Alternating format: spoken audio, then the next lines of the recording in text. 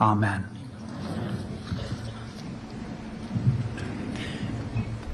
Thank you. If you now join me in the Pledge of Allegiance. I pledge allegiance to the flag of the United States of America and to the republic for which it stands, one nation, under God, indivisible, with liberty and justice for all. Thank you. You may be seated. Well, good evening, everyone. As Sarah mentioned, my name is Harvey Oyer, and I have the distinct privilege of serving as president of the Forum Club Board in this, our 50th year. I'm truly delighted to see so many of you with us tonight, a lot of longtime friends and some new friends for a historic evening in this organization's life. For 50 years, the Forum Club has stood as a cornerstone of civic life in this community, a place where ideas are exchanged, perspectives are broadened, and meaningful dialogue is not only encouraged, but in fact it's expected. From our earliest days in the old Helen Wilkes Hotel, which is now gone, to the vibrant and dynamic institution that we are today, that commitment has remained constant for 50 years. This milestone anniversary offers us a moment to reflect, not just on the remarkable speakers that have taken our stage, but on the leaders who have guided this organization with vision, integrity, and dedication. The strength and longevity of the Forum Club is a direct result of those who came before us, individuals who believe deeply in the importance of creating space for a thoughtful civil discourse. Their leadership helped shape the organization that we're all proud to be a part of today. So at this time, I would like to take a moment and recognize a very special group of people in the room. If you are a past president of the Forum Club of the Palm Beaches, would you please stand so that we may recognize and thank you for your service.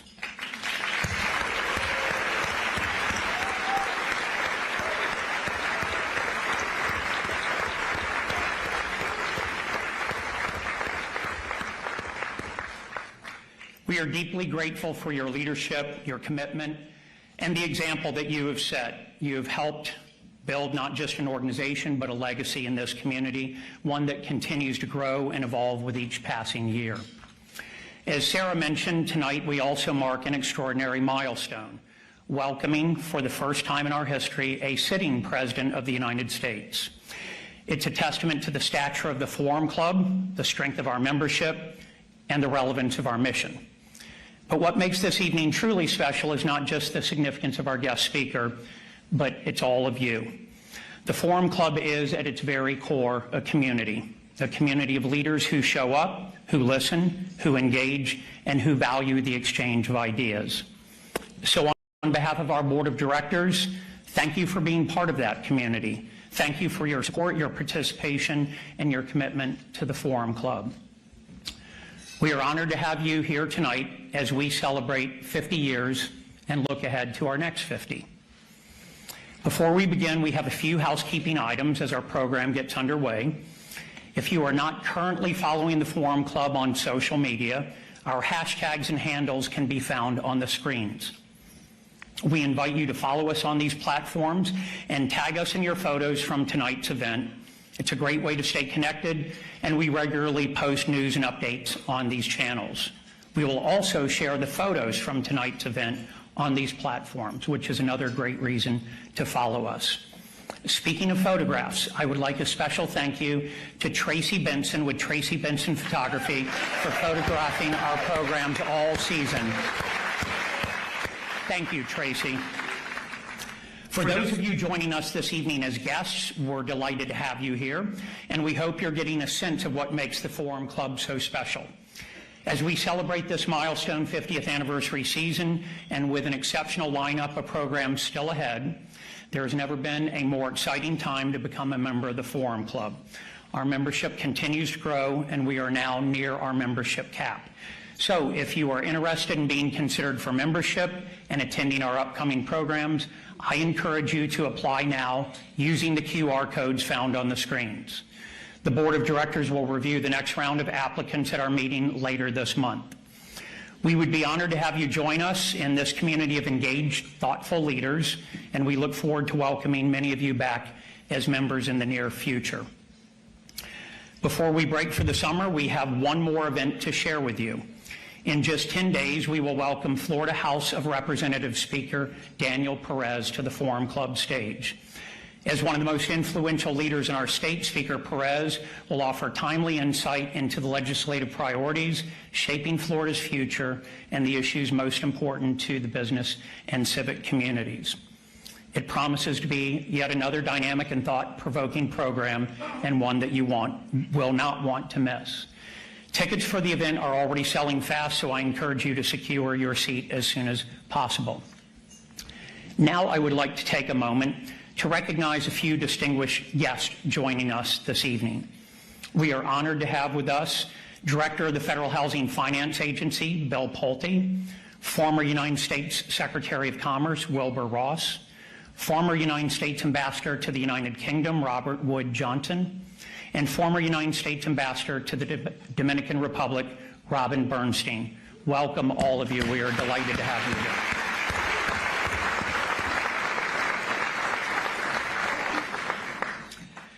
Next, we'd like to take a moment to recognize members of the Forum Club who are elected officials and candidates in the audience.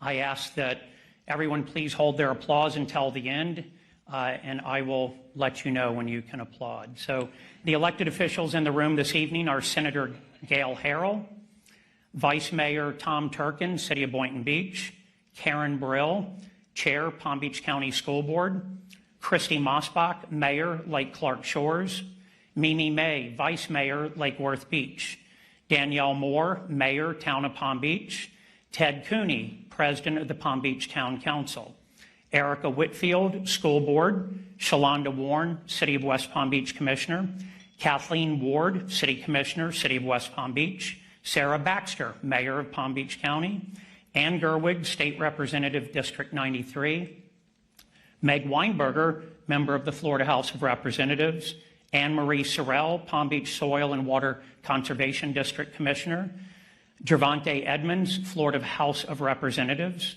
Emily Gregory, new member of the Florida House of Representatives, and Maria Marino, County Commissioner, District 1.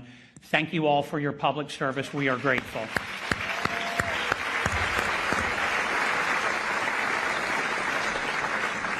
I would now like to introduce members of the Forum Club who are candidates for public office. Karen Brill, re-election to the Palm Beach County School Board.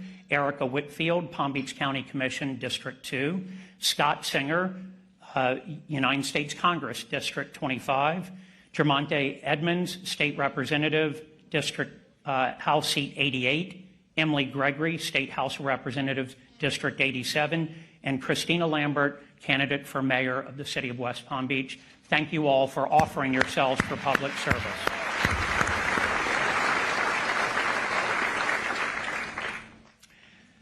We'd also like to recognize the Kravis Center as our community arts partner. We are incredibly lucky to be able to host our events at this remarkable venue, especially on 7 days' notice. That's how much notice we had to pull off this event.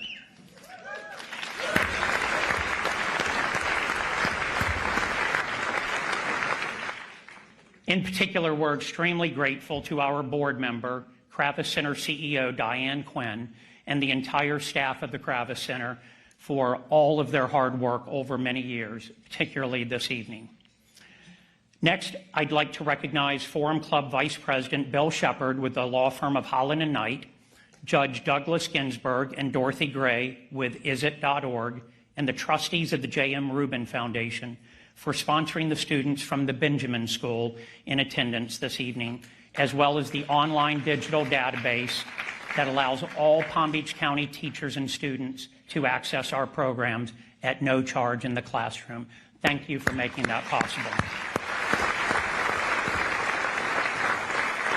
We'd also like to thank our President's Gold Circle members, Sarah Alsofrom with GL Homes, Barbara James with Baptist Health South Florida, Don Kizalewski with Florida Power and Light, Barbara Sufflis Noble with the J.M. Rubin Foundation, Caroline Villanueva with Florida Crystals, Catherine Rossmel with the law firm of Lewis, Longman and Walker, Alyssa Freeman with the Palm Beach International Boat Show, Angelica Santibanez with Amazon, John Castronovo with UBS, and Ken Kinnerly with the James Hardy Pro Football Hall of Fame Invitational.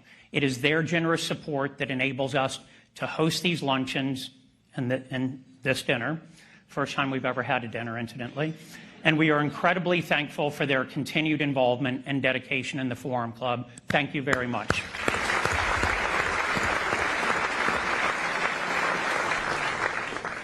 I would now like to take a moment and recognize one of the individuals who made this evening possible and the organization possible.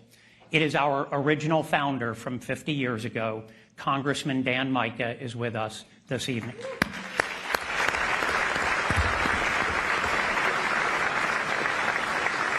"50 years ago, Congressman Mica had the vision to create a space where ideas could be shared and thoughtfully explored.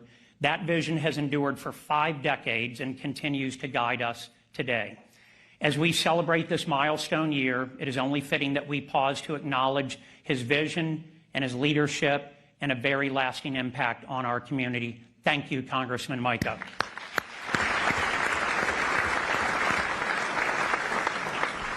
Now, we invite you to take a look back at the moments and milestones that have shaped the Forum Club for the past 50 years. I ask that you please direct your attention to the screens.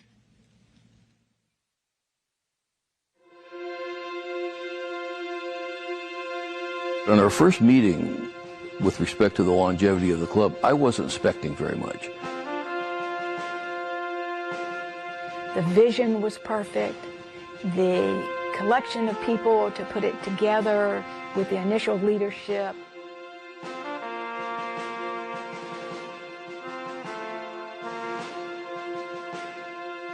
It filled a need in this community, and it gave us an opportunity to be involved and to hear different sides and different views from a wide range of people. Well, it makes me very proud. It's an amazing organization which has been a fair voice in the community for such a long period of time. The Forum Club of the Palm Beaches is the premier destination for thought leadership, not only in Florida, but perhaps the nation. We bring both sides. We bring those who may not agree with each other to the table. We break bread together. We listen. And then we engage again to talk about the delivery of the presentation. It is a family. It is really people in the community who you want to get to know and will make you feel really happy about being here. The Forum Club holds a unique position in our community, in the state, and nationwide as one of those opportunities to be able to bring people together to have an intelligent conversation and be respectful of one another's opinion. And we knew that we needed to keep infusing new ideas, new people, new energy, and those sort of things. And that's what's happened. I think we originally had maybe 300 people who were members, and now it's 800. Because people are interested. They're interested in the quality of the speakers, in the programs we present, and just the other things that we do for the community that make it a better place. For a half-century, we've invited prominent national and international leaders in government, business, media, culture, and more to share in robust civil discourse and engage in meaningful conversations. This country has survived by there being a dialogue over basic issues. There are kids who came here in the very beginning who now come back as members.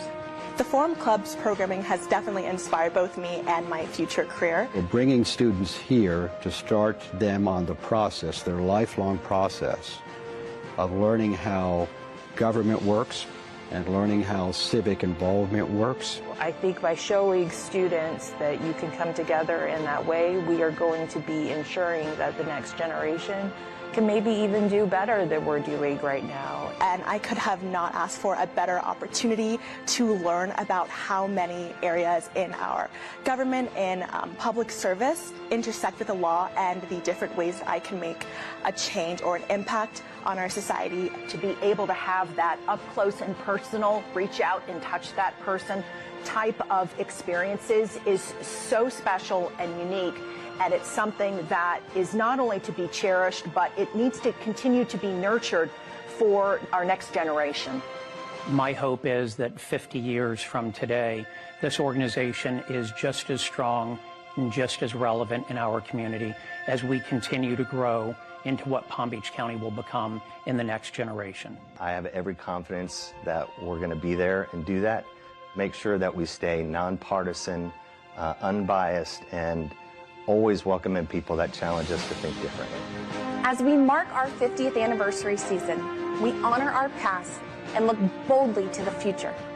We look forward to the conversations that lie ahead. Thank you for coming to the Forum Club of the Palm Beaches.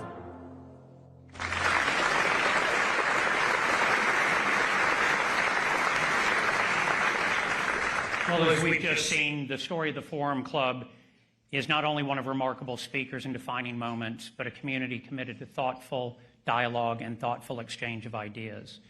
For 50 years, this organization has brought people together across perspectives, across different industries, and across different generations.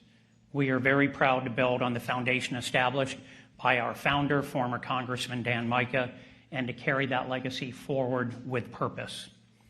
Now, I invite you to raise your glass.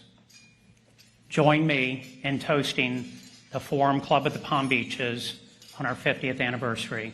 Cheers. Hear, hear.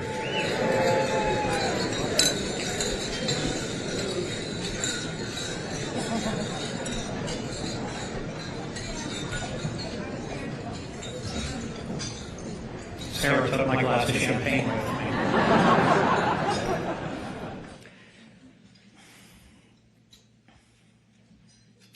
We are now honored to mark this milestone in a very special way.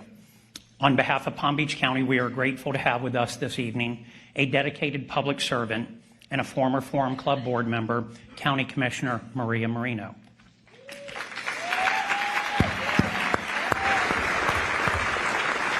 As all of you know, Commissioner Marino has been a tireless advocate for the residents and businesses of Palm Beach County, and we are truly appreciative of her leadership and service.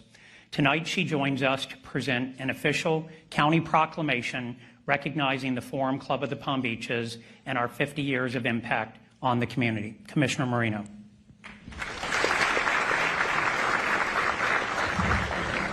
Thank you, Harvey. It was probably 7 months ago when Sarah Kreiser and I were sorry, I'm a little nervous. Oh, my heavens. And I'm not usually nervous in front of a crowd. But it was about 7 months ago that we were talking about the 50th anniversary, and I said, we really do need to do a proclamation. And so if you all don't mind, I'm going to take a couple minutes to read it. It's probably 250 words. It was supplied to me by Sarah, so here you go.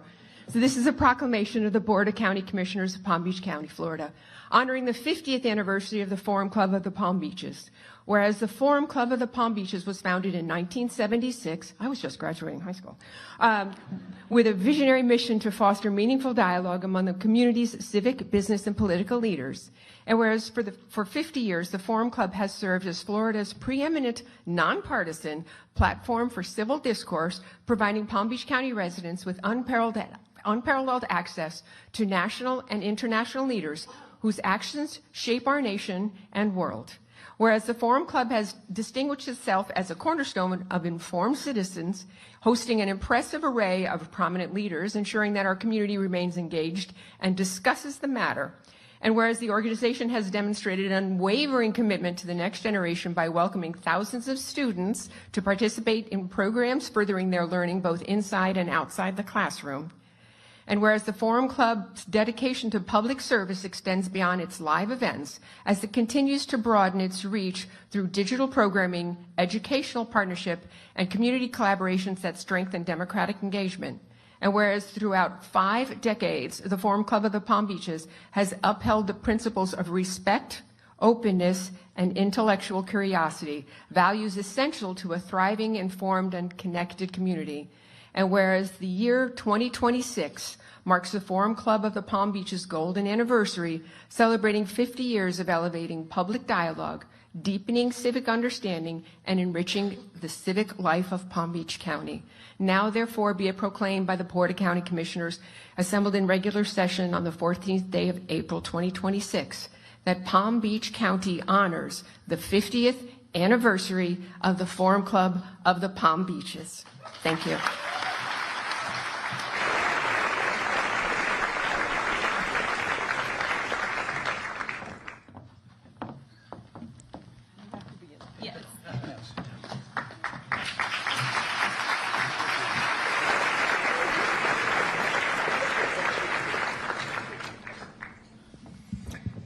Ladies and gentlemen, I now invite our founder, former Congressman Dan Mica, to share a few words. Congressman? Thank you, Harvey. When I walked out here, I saw that guy say, he's alive. You know, I used to, when I was a member of Congress, every speech jump up and say, isn't it great to be in West Palm or Boynton or Boca? At my age, I say, it's great to be.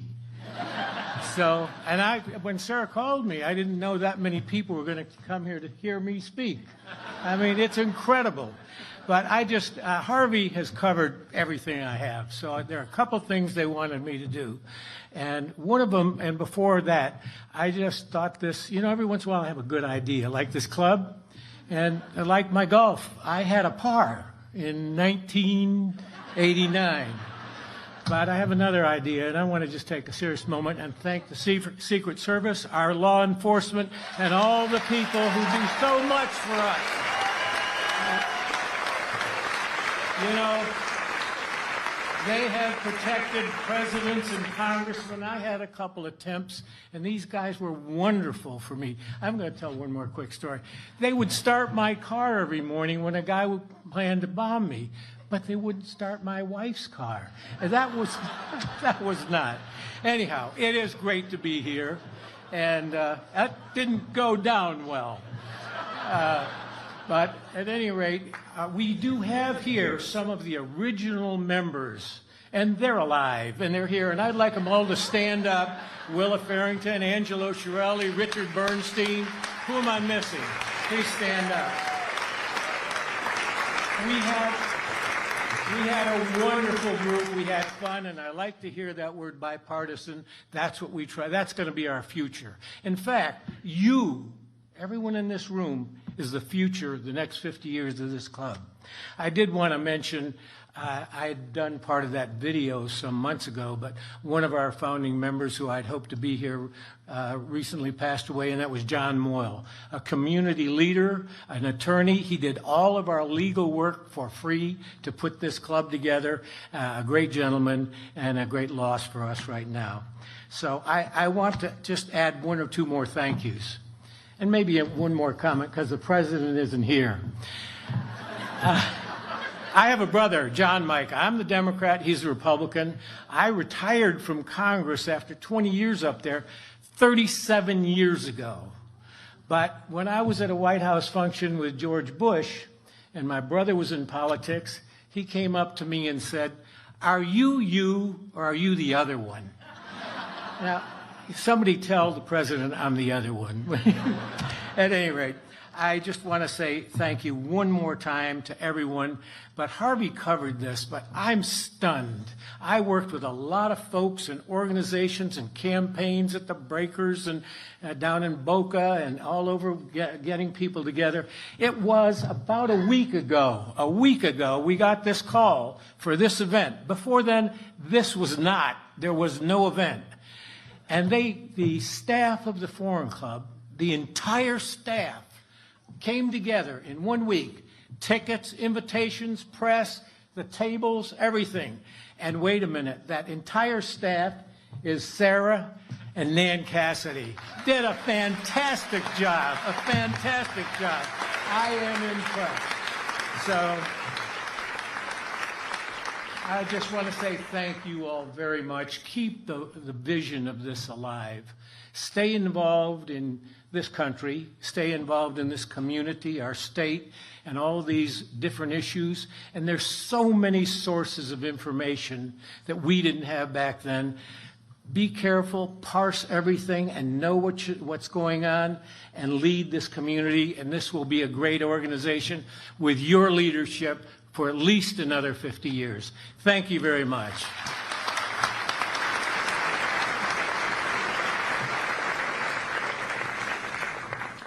Thank you, Congressman Mica, and all of the founders. Thank you.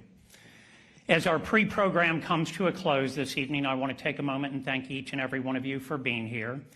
Tonight has been a truly special occasion, one that not only celebrates an extraordinary milestone in the life of our club, but also reflects the strength, engagement, and spirit of this community. We are deeply grateful to our founder, our past presidents, our sponsors, our board of directors, for their leadership, and to all of our members and guests who continue to bring our mission to life through your participation. This evening also reminded us of what makes the Forum Club so unique, the opportunity to come together, to listen, to learn, and to engage in thoughtful dialogue on issues shaping our world. As we conclude our 50th anniversary season, we do so with a deep sense of pride in all that has been accomplished and great excitement for what lies ahead. At this time, we will pause briefly before the President takes the stage. Please remain in your seats. We thank you for your patience. He is en route or on the ground here, so it will take us a few more minutes, and we will resume our program shortly. Thank you.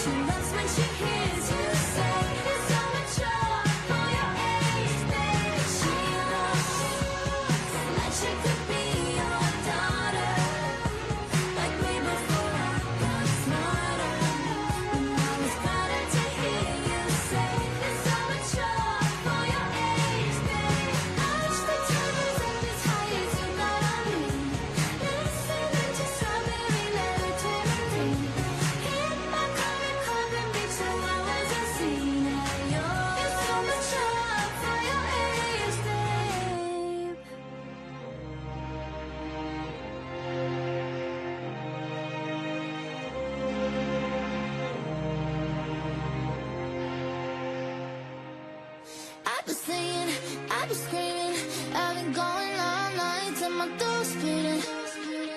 I've been crying, I've been dreaming, yeah, I know that you look, but you don't see it. Then my purple is bright, get your attention. Yeah, the look in your eye made me question. Would you hit me more if I was spinning it? You don't mind the thoughts I like. Would you hit me more if I touch you right here?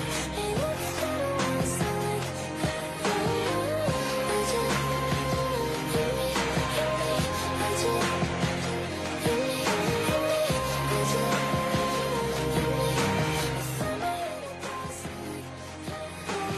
I can take it off of you and tell you what I'm gonna do. Cause my body positioning determines if you're listening. Can I dance on your lap, pique your interest? Yeah, now I got you like that, let me finish.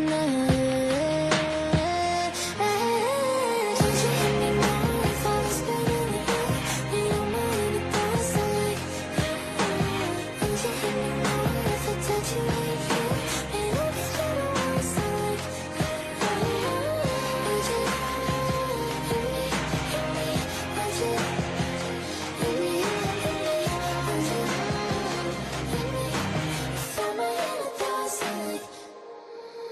I'm losing my mind, I'm losing my head. You only listen when I'm undressed. Feel what you like and none of the rest.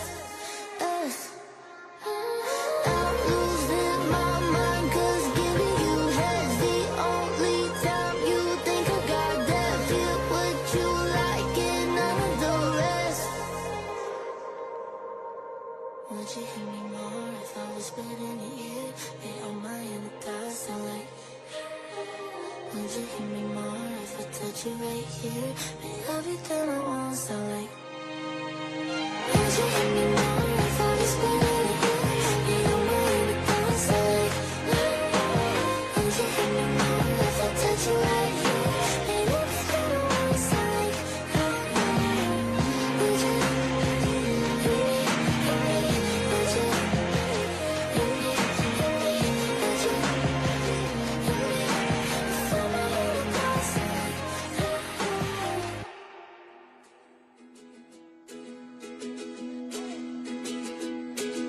Met her late in the summer, asked her name and a number. She said, whoa, whoa, whoa, whoa, let's take it slow.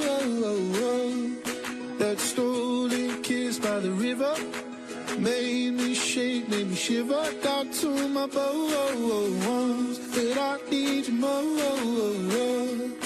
And I swore that I'd never fall in love again. But when you talk like this and you look like that, I feel like gold. Electric love is running from my head to my toes. Addicted to this feeling and I won't let it go. You fell right out the sky, right out the blue. Oh, I feel like gold. Electric love is running from my head to my toes. Addicted to this feeling and I won't let it go. You fell right out the sky, right out the blue.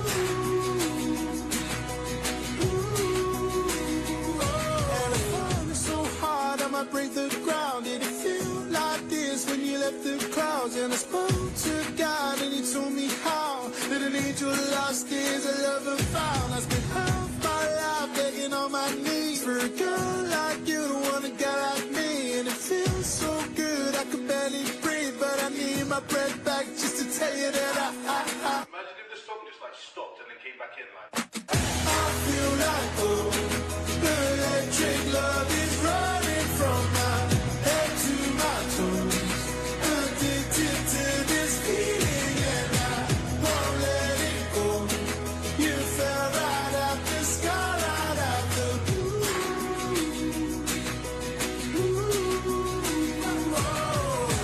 I feel like gold. Electric love is running from my head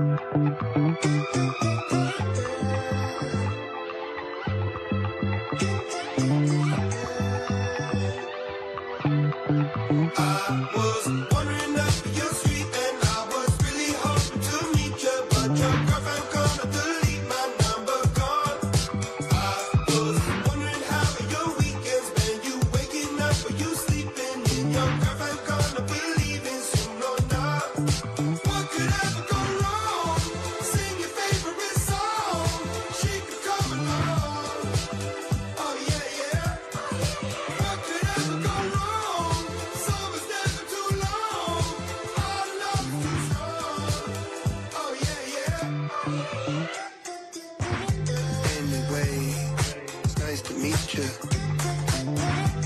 Anyway, it's nice to meet you. Anyway, it's nice to meet you. Anyway, it's nice to meet you. I was buying you those flowers. I was listening for hours. I was shutting up those doubters. Hey, yeah. She was jealous of our relationship. She hated that we were making it. She's smiling, but she faking it. Yeah, yeah. Praying that we make it through the weekend. Winners in December, we are sinking. Camera and Nella, now we're leaking. Hey, yeah, yeah. Hated on the wall of something freaking. She been throwing buckets like a TK. I can never go and be a sneaker. Get away, yeah. Anyway, it's nice to meet you. Nice to meet you. Anyway, it's nice to meet you. It's nice to meet me. Anyway, it's nice to meet you. I hope to see you. Anyway, it's nice to meet you.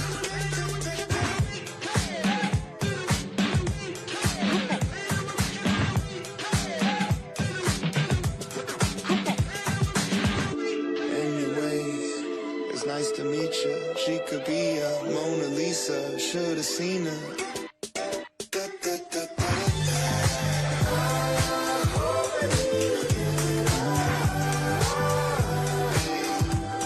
It's nice to meet you.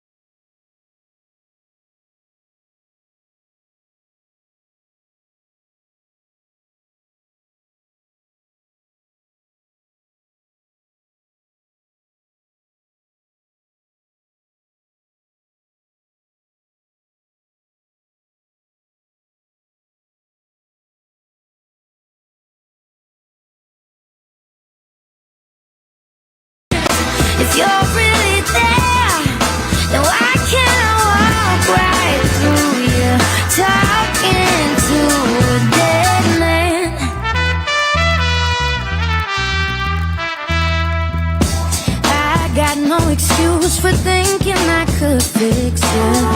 You leave me hanging just 'cause you don't get the picture. No matter how nice I paint it, no matter the way I frame it, there's no easy way to say it. You're about to lose me now. Thank your lucky stars I'm created.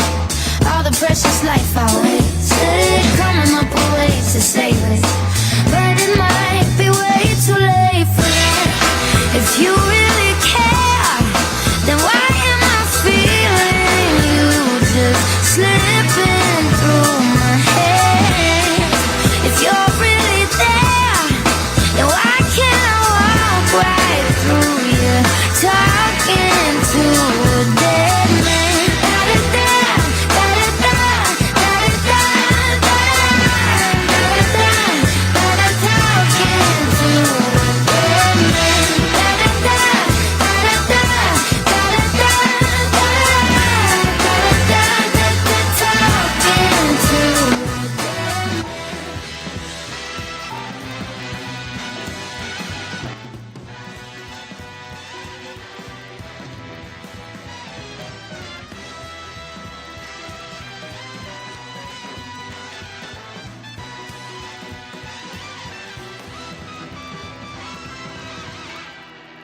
If you really care, then why am I feeling you just slipping through my hands? If you're really there, then why can't I walk right through you, talking?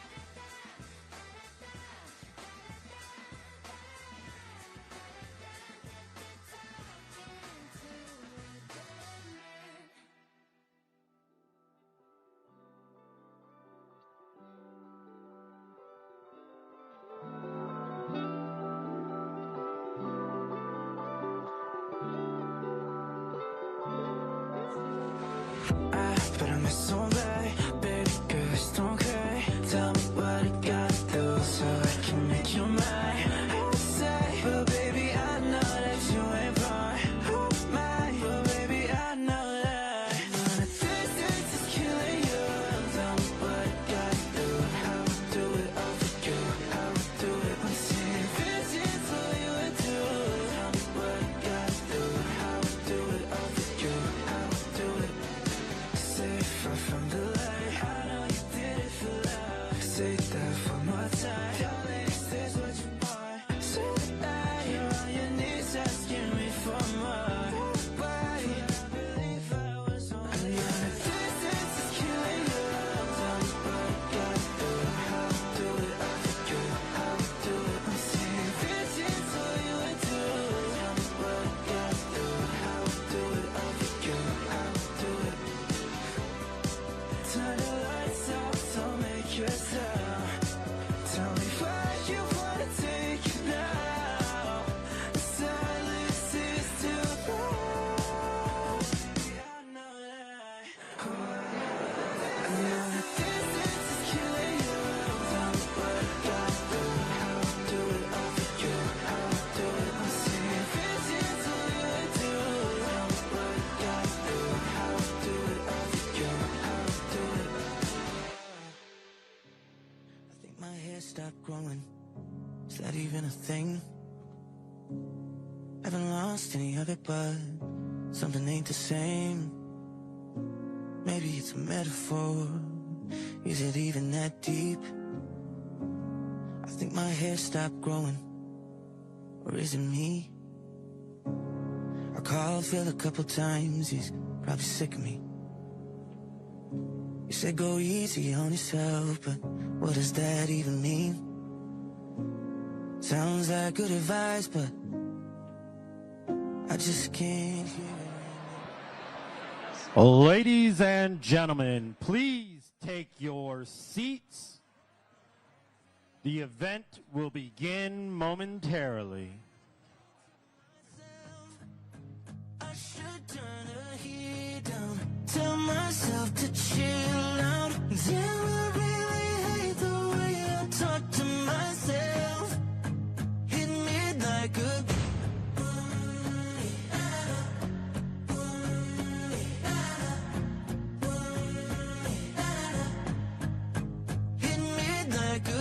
when the hell did I start trying to be perfect? And people pleasing, is it ever really worth it? Fake smiling just to pass the time. It's the only way I've been getting by. Looked at myself and I can't even recognize who I am behind those eyes. One big disguise. Hit me like a gut punch. I hurt my own feelings. How did I get so good at being mean to myself? I should turn the heat down, tell myself to chill out. Damn, I really hate the way I talk to myself. Hit me like a... Now what would it be like if I just tried being nice to the person that I'm seeing in the mirror? Yeah, if you find that in a child, haven't seen him for a while, let him know he's doing fine. Hit me like a gut punch, I hurt my own feelings. How did I get so good at being mean to myself? I should turn the heat down, tell myself to chill out. Damn, I really hate the way I talk to myself. Hit me like a...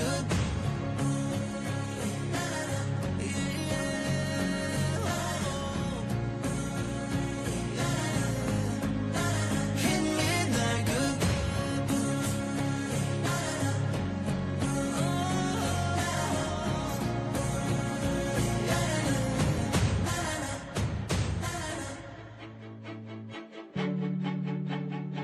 I think I like you like that.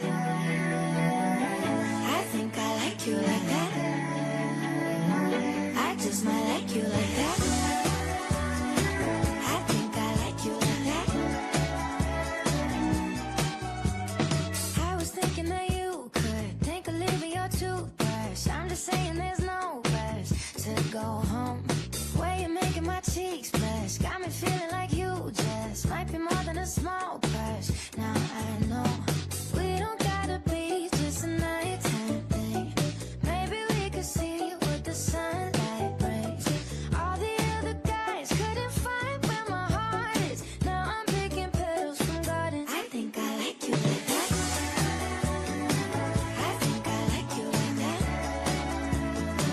I just might like you like that. I think I like you like that. I wanna make you some breakfast while you're stretching and yawning. I'll give you love at 2 p.m., not just at 2 in the morning. I wanna know all your secrets, if we're just being honest. Got a lot of clothes, but I can make some room in my closet. We don't gotta be just a nighttime thing. Maybe we could see what the sunlight brings.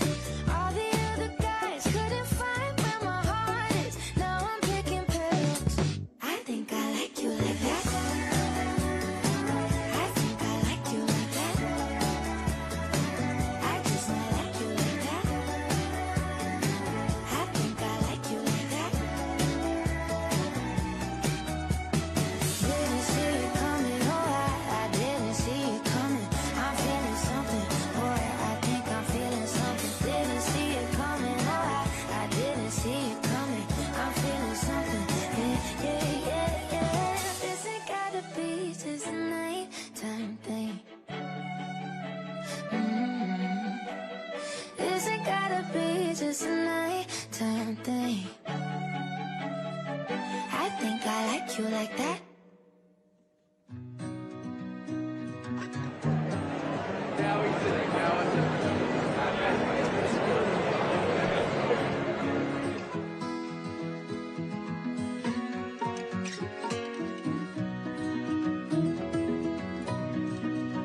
I've heard all the bad news and the Bad reviews, couple bad gut feelings, well, I've had them too, but still I choose to be in love with you. Been alone for so long, I've got something to prove. If I close an eye, it's almost like your red flags are blue, so still I choose to be in love with you. Short fuse and long bass, like you're fresh out of rehab, and I'm fresh out of any good judgment. I'm intentionally carelessly sly, got self-awareness, just want someone to love me who doesn't.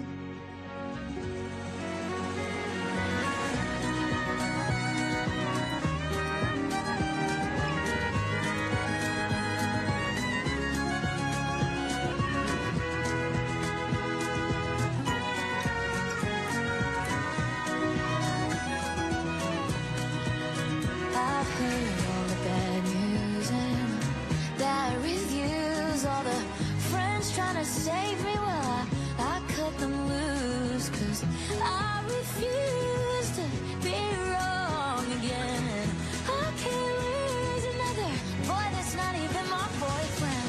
Still I choose to be in love with you. Ooh, still I choose to be in love with you.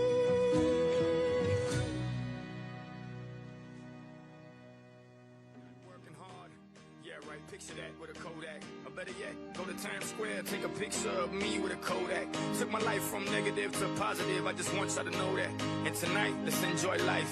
Pitbull, Naya, Neo, that's right.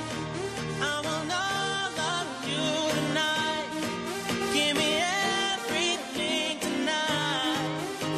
For all we know, we might not get tomorrow. Let's do it tonight.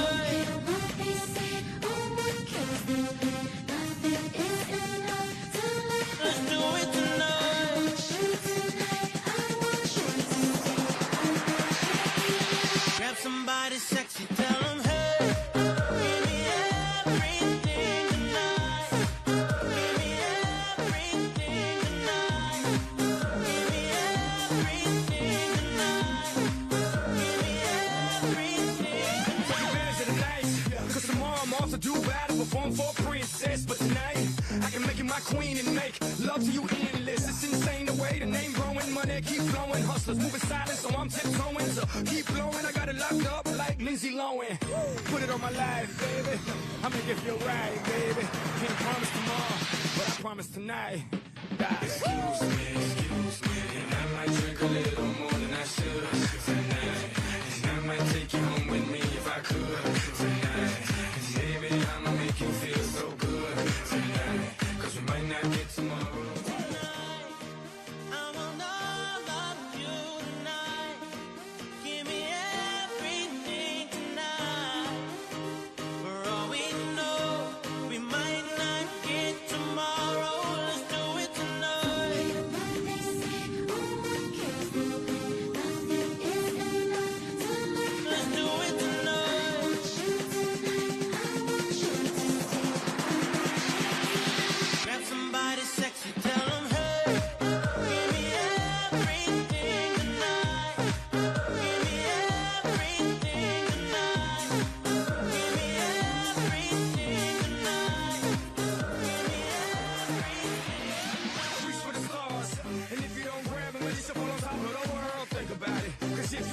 I'm gonna fall on top of your girl. When I'm involved with this deeper than the Masons, baby, and it ain't no secret. My family's from Cuba, but I'm an American. I don't get money like secrets. Put it on my life, baby. I make it feel right, baby. Can't promise tomorrow, but I promise tonight, darling. Excuse me, and I might drink a little more than I should tonight. And I might take you home with me if I could tonight. And baby, I'ma make you feel so good tonight. 'Cause we might not get tomorrow. Tonight, I want all of you tonight. Give me everything tonight. For all we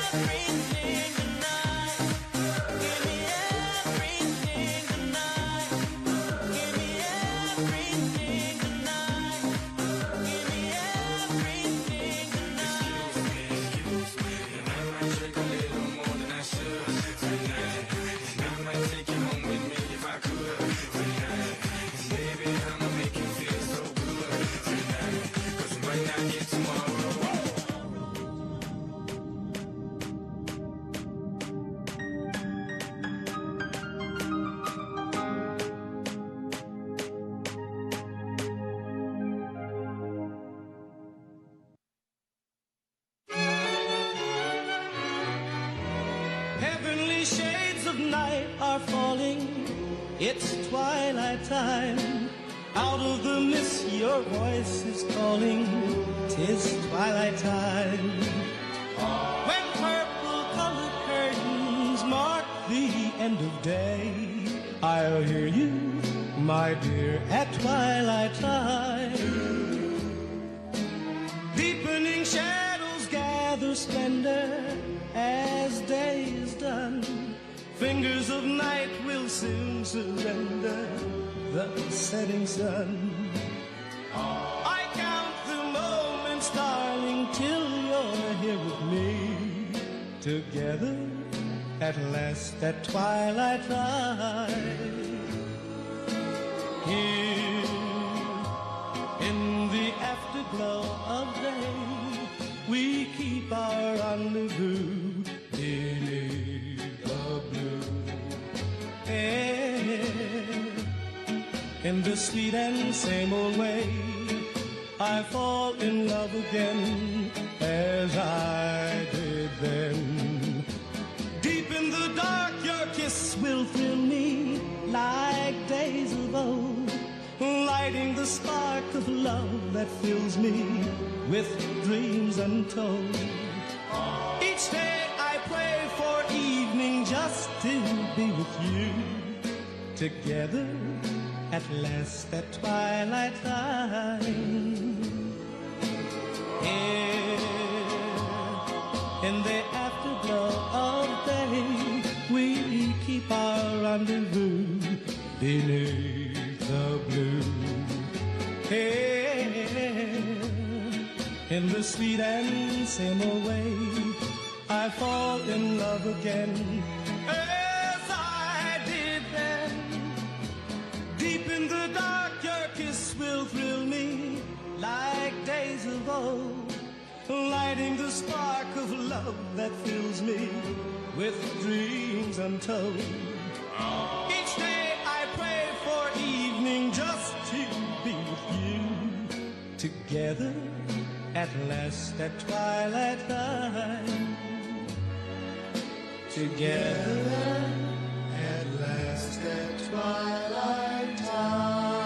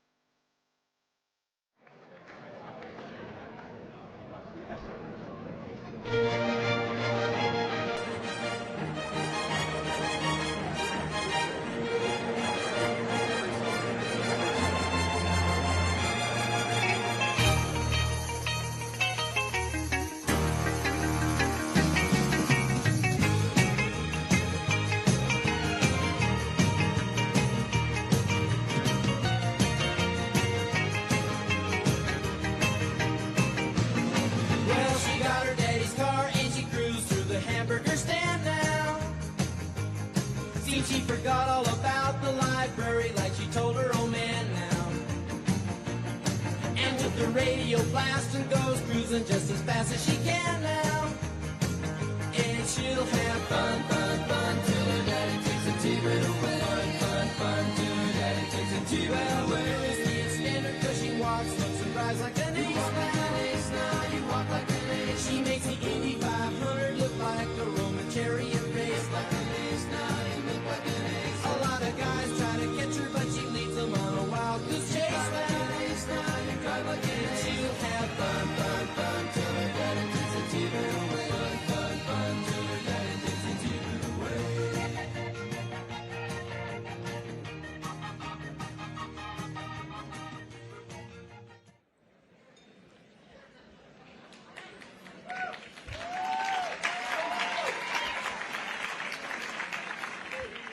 Ladies and gentlemen, at the Forum Club of the Palm Beaches, we are privileged to welcome leaders who are actively shaping the direction of our nation. Tonight, we welcome the person who is shaping not only our nation, but our world. We are deeply honored by his presence and willingness to share his valuable time with us.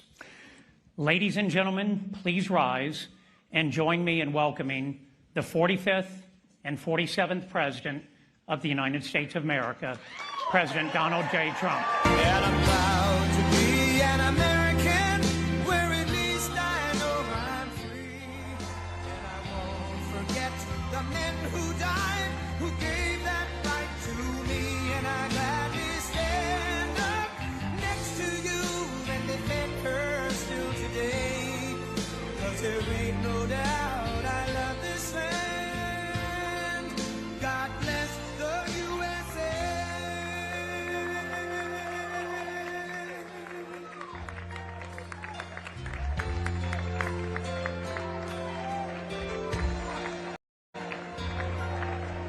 From the lakes of Minnesota to the hills of Tennessee, across the plains of Texas, from sea to shining sea, from Detroit down to Houston and New York to LA, where there's pride in every American heart, and it's time we stand and say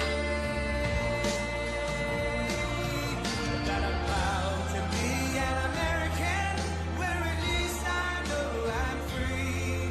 And I won't forget the men who died, who gave that right to me.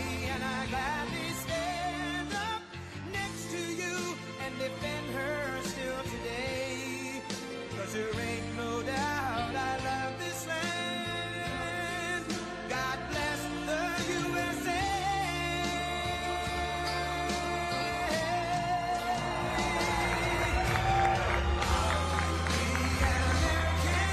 Where at least I know I'm free.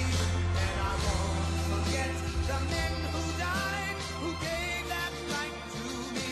And I gladly stand up next to you and defend her still today.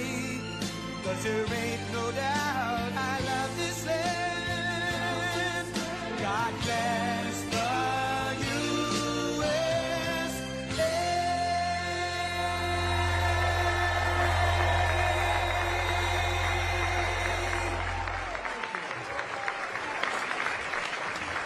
Harvey's book. Anybody want a folder? Hello, everybody. This is great. And I want to thank Harvey. I want to thank everybody. So many friends in this audience. You know, I'm very familiar with the area. And our country is hot. We're doing a good job. We're doing a good job. Stock market just hit another high for the 59th time in 1 year. And it's been really great. But I want to thank especially Harvey and all of the people, his beautiful wife, Christina, daughter, Eve. And he really put his heart and soul. He's a wonderful man, a great attorney, a very legitimate person. Sit down. Come on, we'll be here. What the heck? It's a beautiful evening in Palm Beach. Sort of semi, isn't it, huh? That's great. Hot area. It's a hot area. It's one of the hottest areas anywhere in the country, if you think, right? It's a pleasure to be back with so many friends and neighbors in a place that I love and a place that I call home, Palm Beach. It's been, I've been here for a long time. And I begin by congratulating the Forum Club on 50 incredible years. The Forum Club. Wow.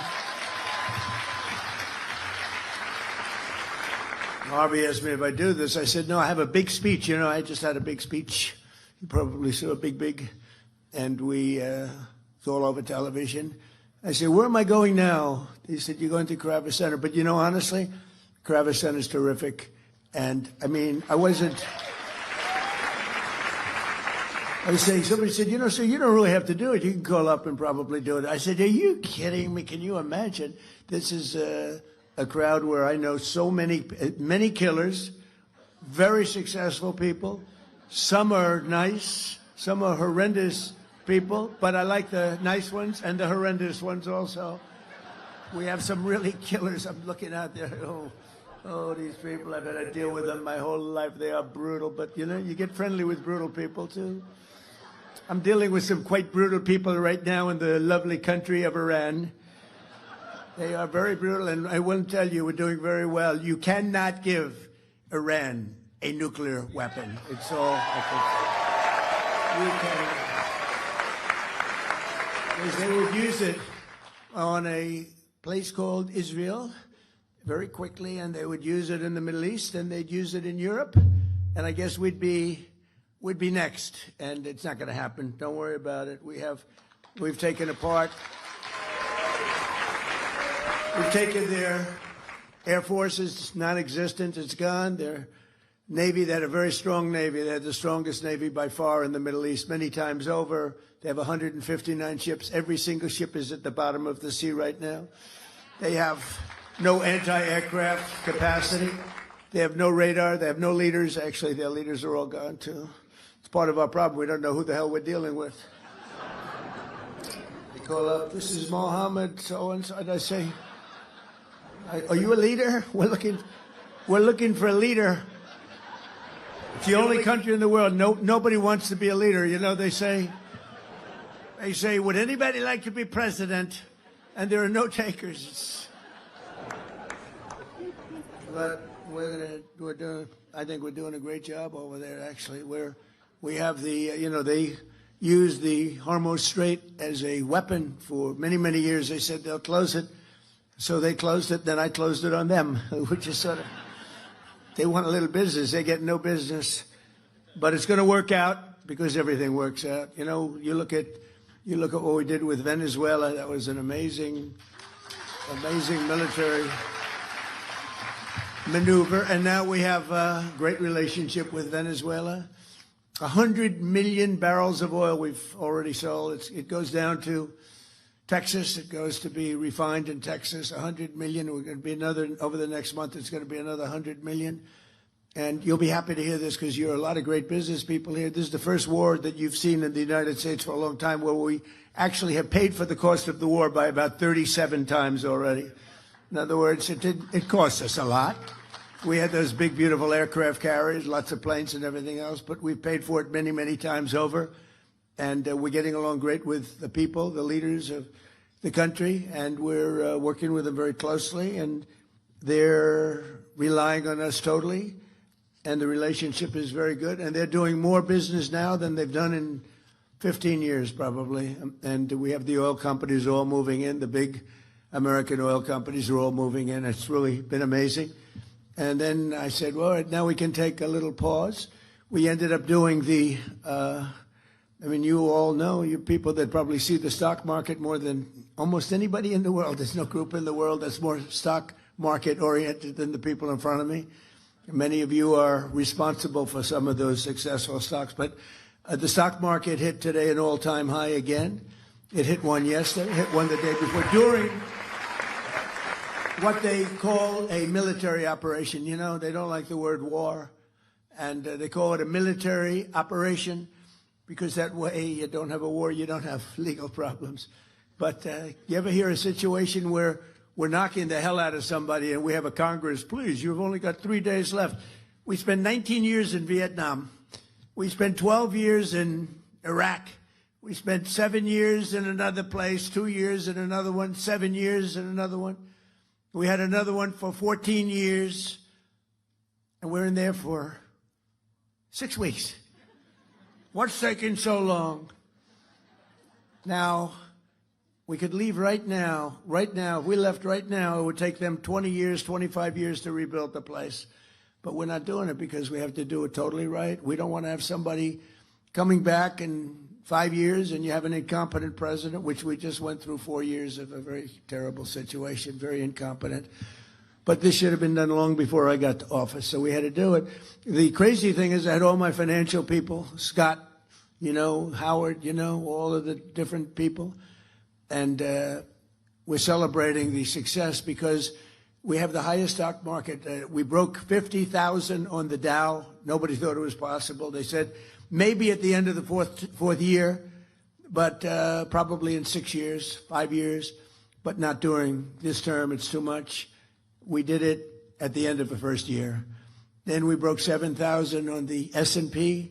We did that at the end of this year, long ahead of schedule. And then I said, we have the most successful, by the way, more oil is being drilled right now than at any time in the history of our country.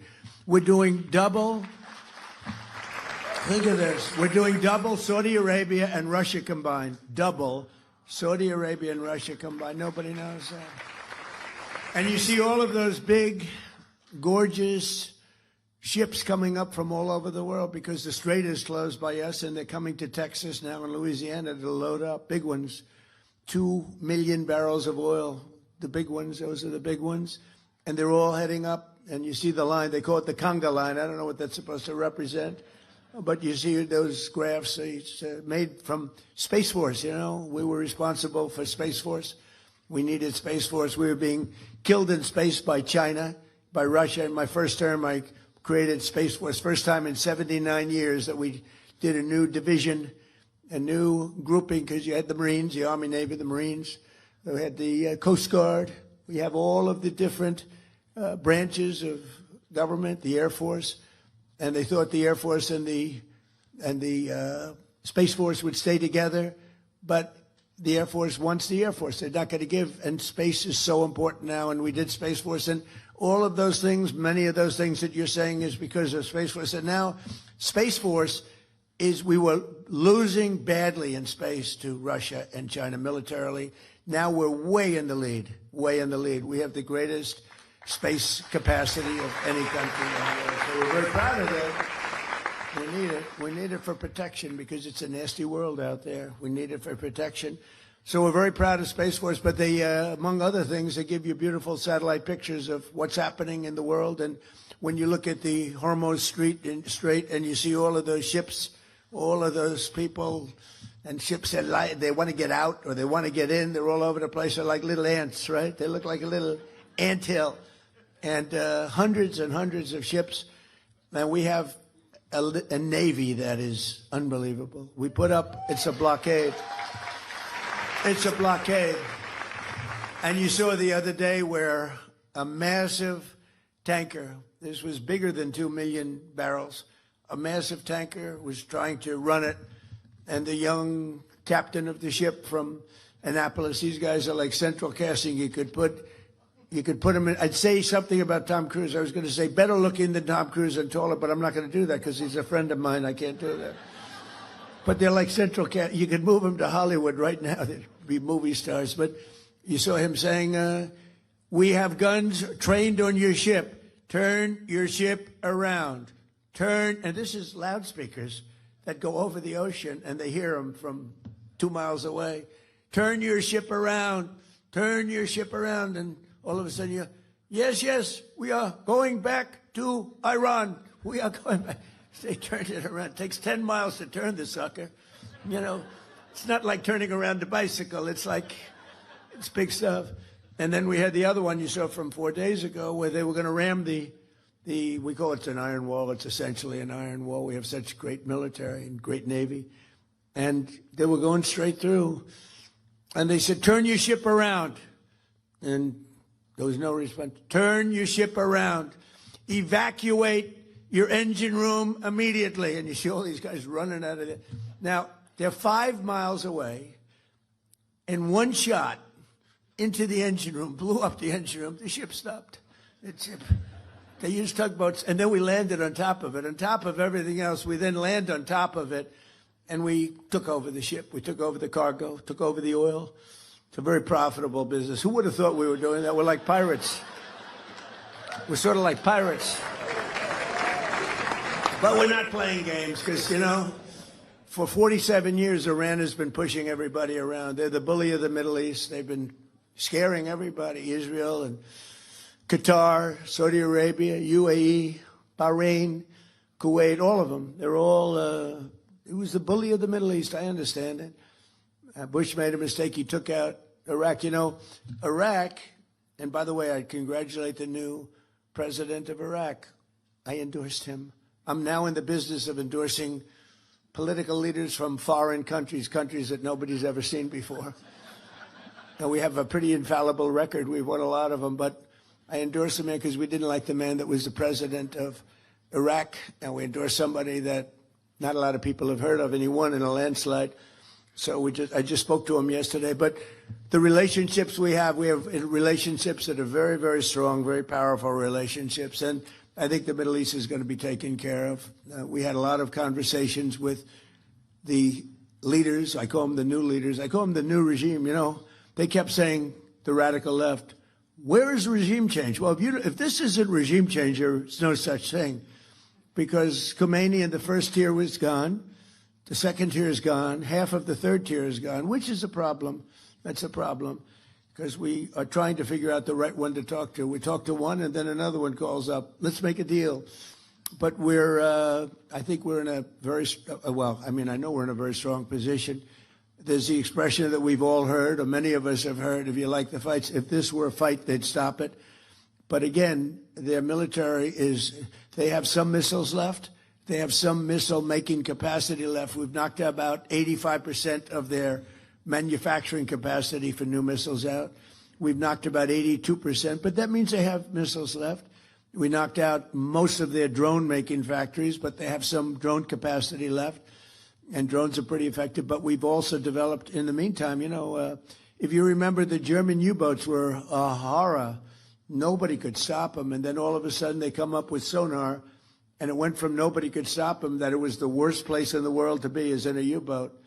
The drone, anti-drone capacity that we have now is fantastic. They have new weapons, lasers. You got to see the lasers. They go into a laser, they just burn like they just boom. And we have that, and we have very special machine guns with large-scale bullets operated by a computer. And as they come in, it just knocks them out like it's amazing. But with all of that being said, there's still danger. There's always danger with war. With war, you never know what happens. Look at Russia. It was supposed to be a one-day war, and it's 4 years, right? And you see that, and it's really a terrible war. And it's a lot of people died. Last month, they had 25,000 soldiers, mostly soldiers, killed. It's like a bloodbath over there, and I think we'll get that. We've settled 8 wars, and that should be the 9th. I think we're going to get it done, but it's a rough one. It's a rough one. But we're joined tonight by a lot of my friends and very distinguished people that are great people. The Palm Beach Mayor, Danielle Moore. Where's Danielle? Where are you, Danielle? Hi, Danielle. How are you? Great person. We're working on a couple of things for good water. Let's say a nice water product, right? Like desalinization. I said, Danielle, why can't we be like a submarine? We have the best desalinization. We have the best submarines in the world. We can go for years underwater, all nuclear submarines, the nuclear ones.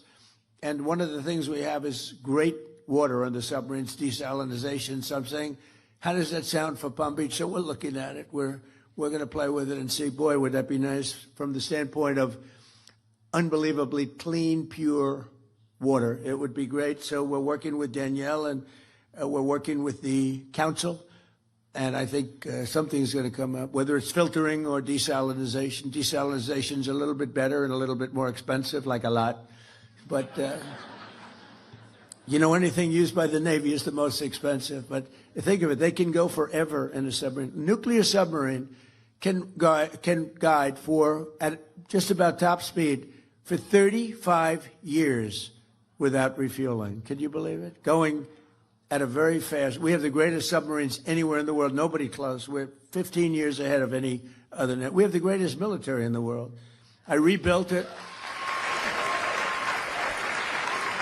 I rebuilt the military in my first term, and I didn't know I'd be using it this much my second term, but we have certain things have to be done. It was sad when in Afghanistan some of it was left behind by people that should have never happened. Getting out, we wanted to get out. We were going to get out easily. We would have won. We would have won and then gotten out. We would have gotten out with great pride. But we left some of the military, but it was really just a small percent. You know, it sounds like a lot, and it is a lot, but it was 2% of what we built up. We built a great military. But our submarines can go by nuclear power. Think of that. They can go for many years without stopping. They have water capacity, Danielle, unlimited water capacity. They can. The one thing they don't have, you know what it is? Food. They have to come up every 90 days for food.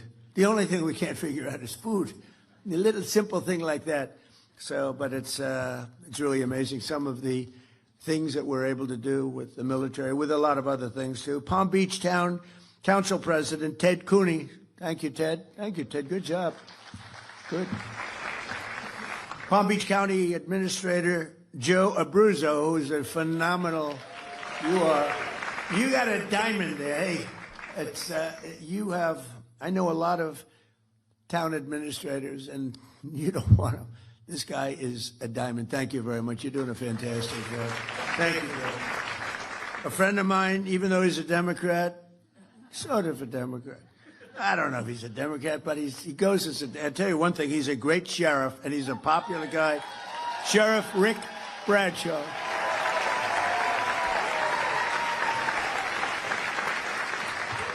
So I shouldn't tell you this. I told this to Rick, and, you know, I know how tough he is, and also I figured this might happen, but I voted for Rick. He's a Democrat. This could be the end of my presidential career. I voted for him, and one of the reasons I voted for him was he's great. The other was that I was afraid he checked my vote.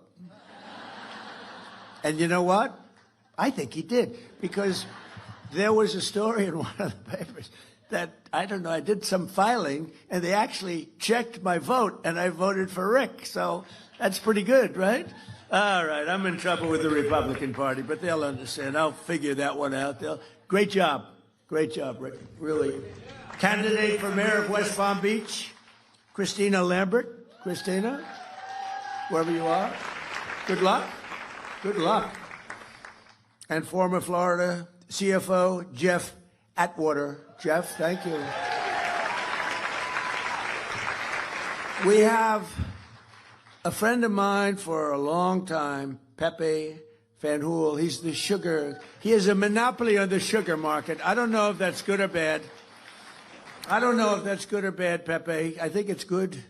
It sounds good to me. He has a monopoly on sugar throughout the world.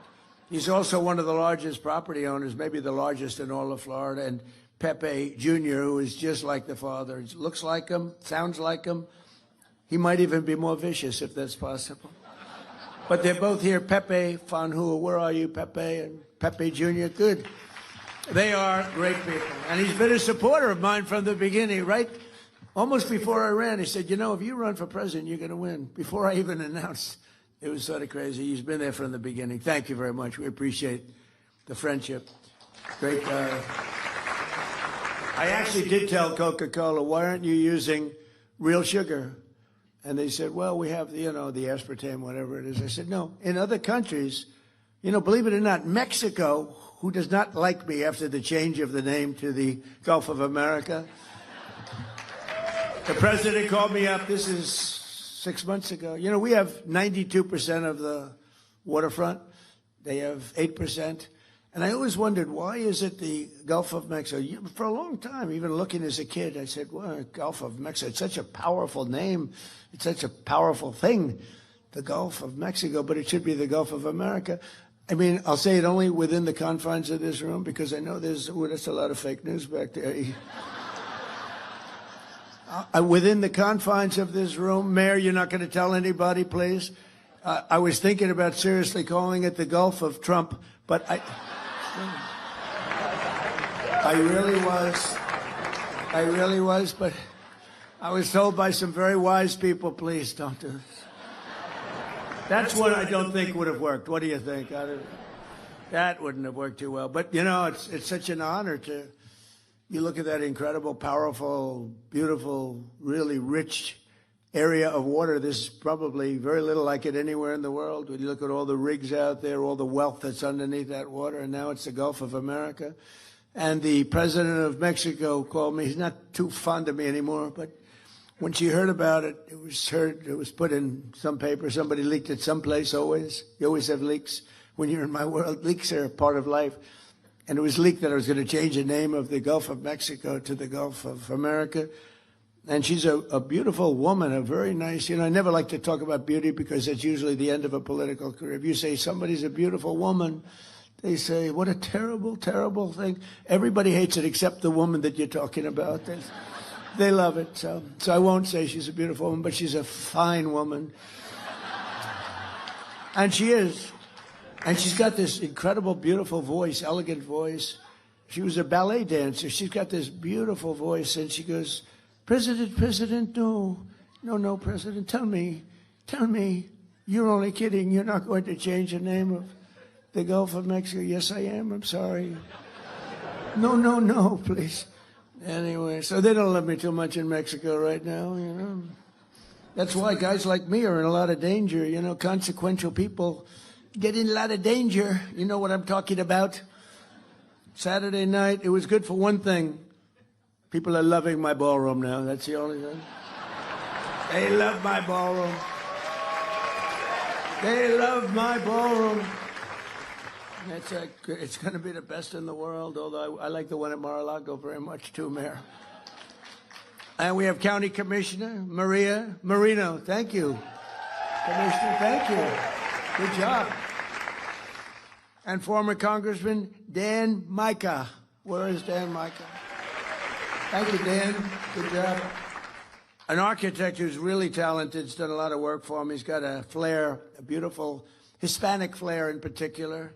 And he comes from originally a place called Cuba, which we will be taking over almost immediately.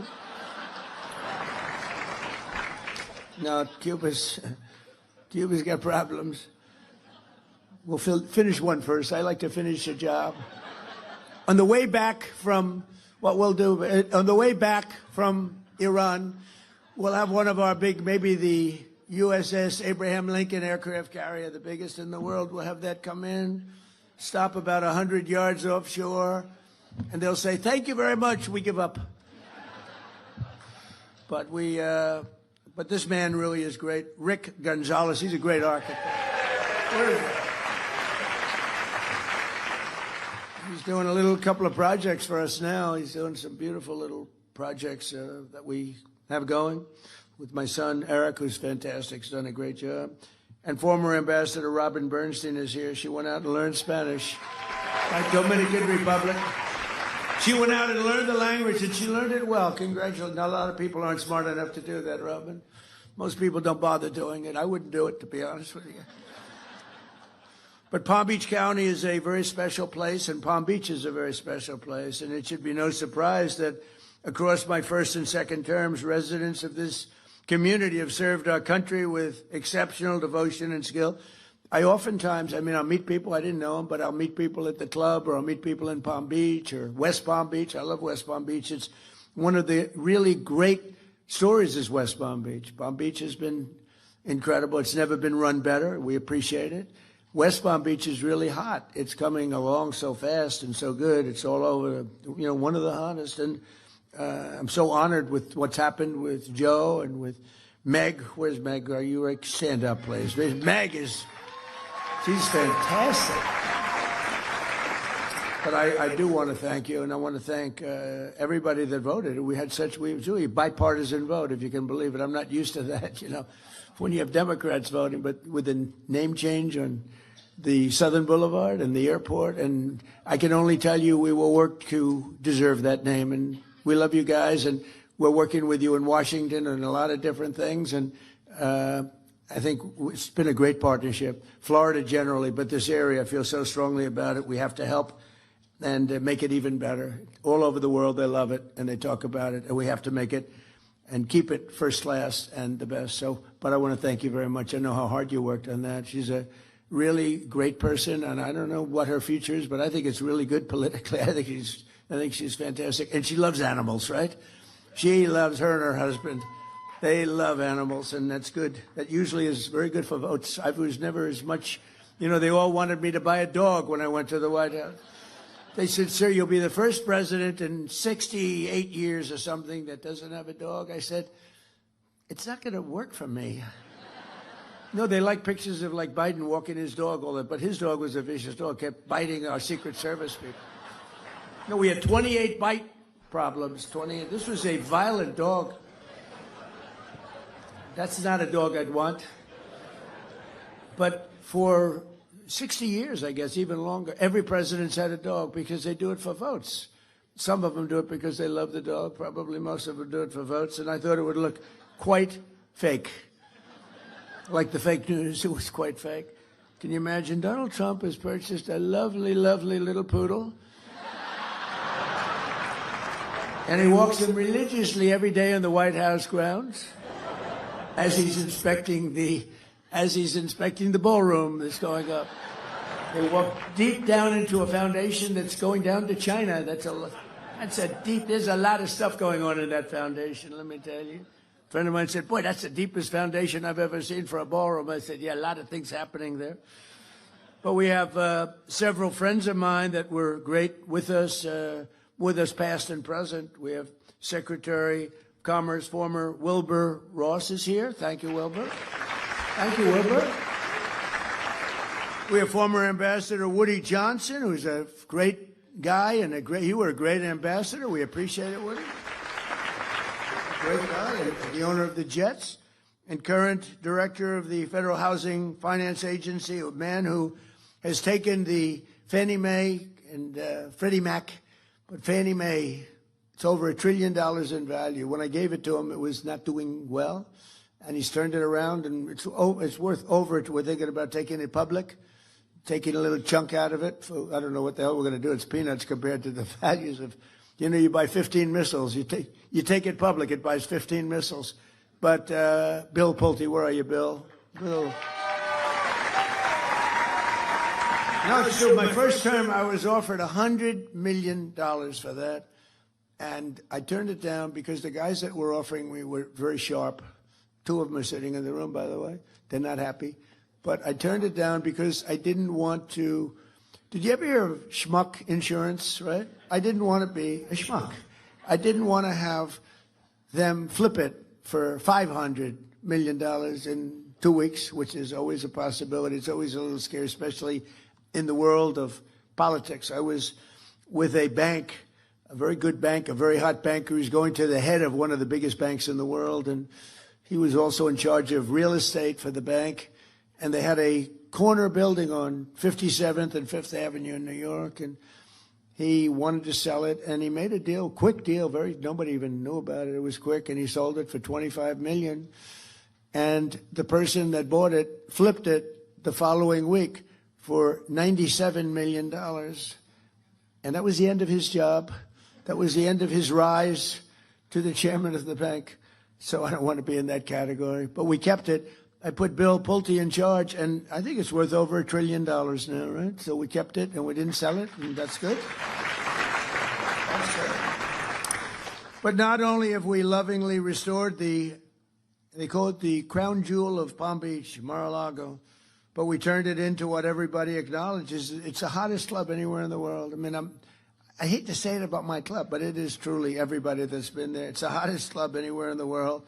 And very importantly, it creates hundreds of jobs and brings thousands of travelers here each year. And then we have all the weddings and all the conventions and the events that we have there are spectacular. And they say it's raised more money as a ballroom. It's raised more money than any other ballroom anywhere in the world for charity. We raise tremendous money for charity. It's every other night you'll see it.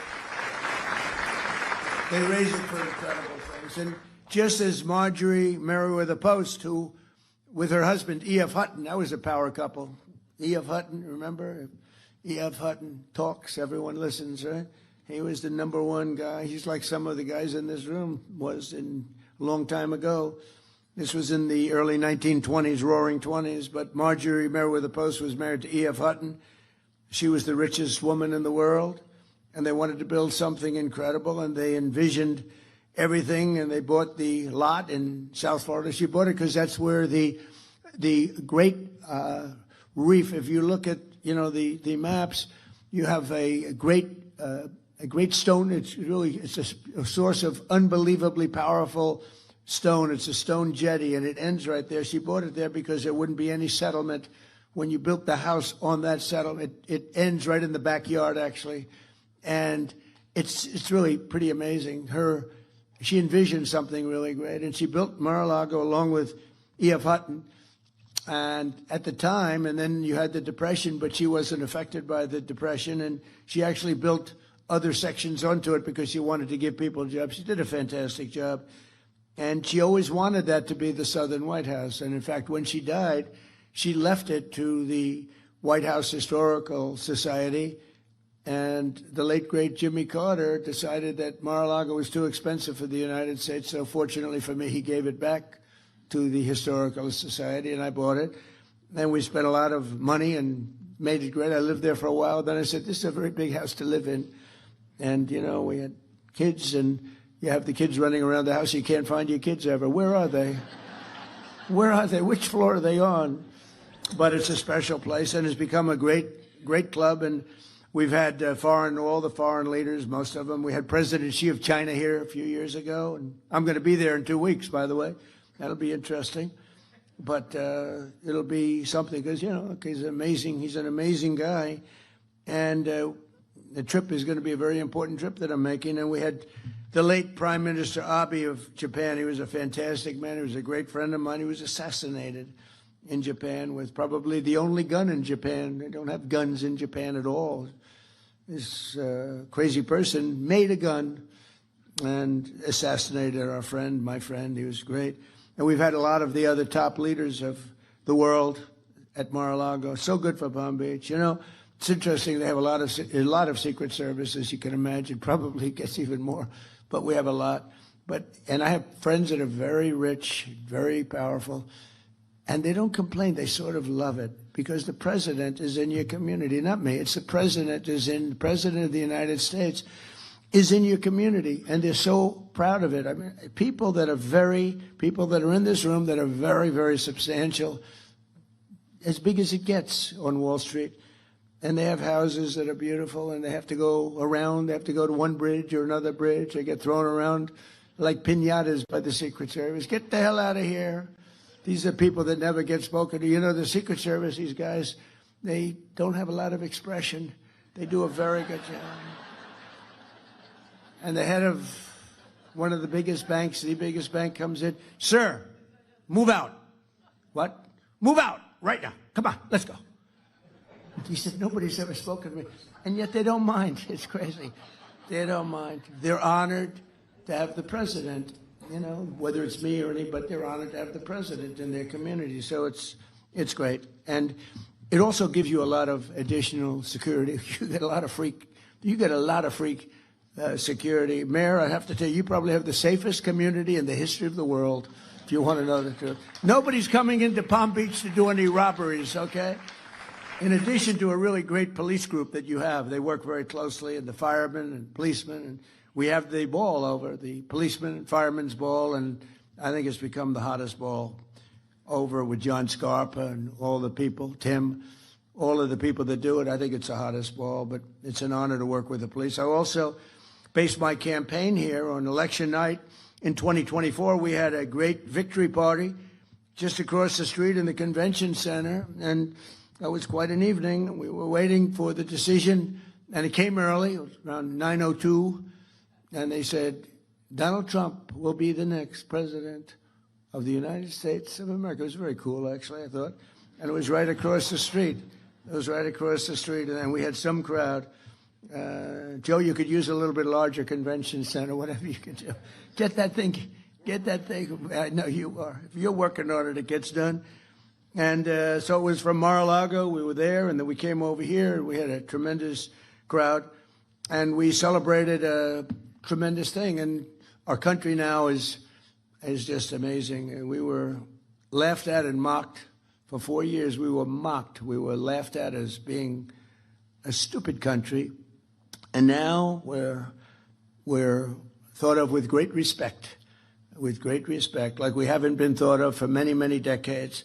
I want to thank the entire Palm Beach community for the extraordinary support that you've shown me and my family over the years, and I especially want to express my profound gratitude to the recent renamings. I want to just tell you that we have a lot of things in store. I know that a lot of tremendous elements are going to be added to the airport, making it bigger and better, and it's really going to be, I don't think there'll be anything as good as your airport will be anywhere in the country, anywhere in the world. So that's the way I feel, and that's very important. In Washington, they say, "Sir, which airport would you like most to fix up?" I said, "How about Palm Beach?" You know? So you'll be all very happy. And, it's right now, I own Doral, and right now we have a tournament. I'm so busy. And we have the big Cadillac Championship going on, all the great players, the PGA Tour. And they're there. And yesterday somebody came up, said, "Sir, the tournament is great." I said, "What tournament are you talking about?" "I'm so busy with the Iranians calling, trying to make a good deal, and we're not going to let that happen.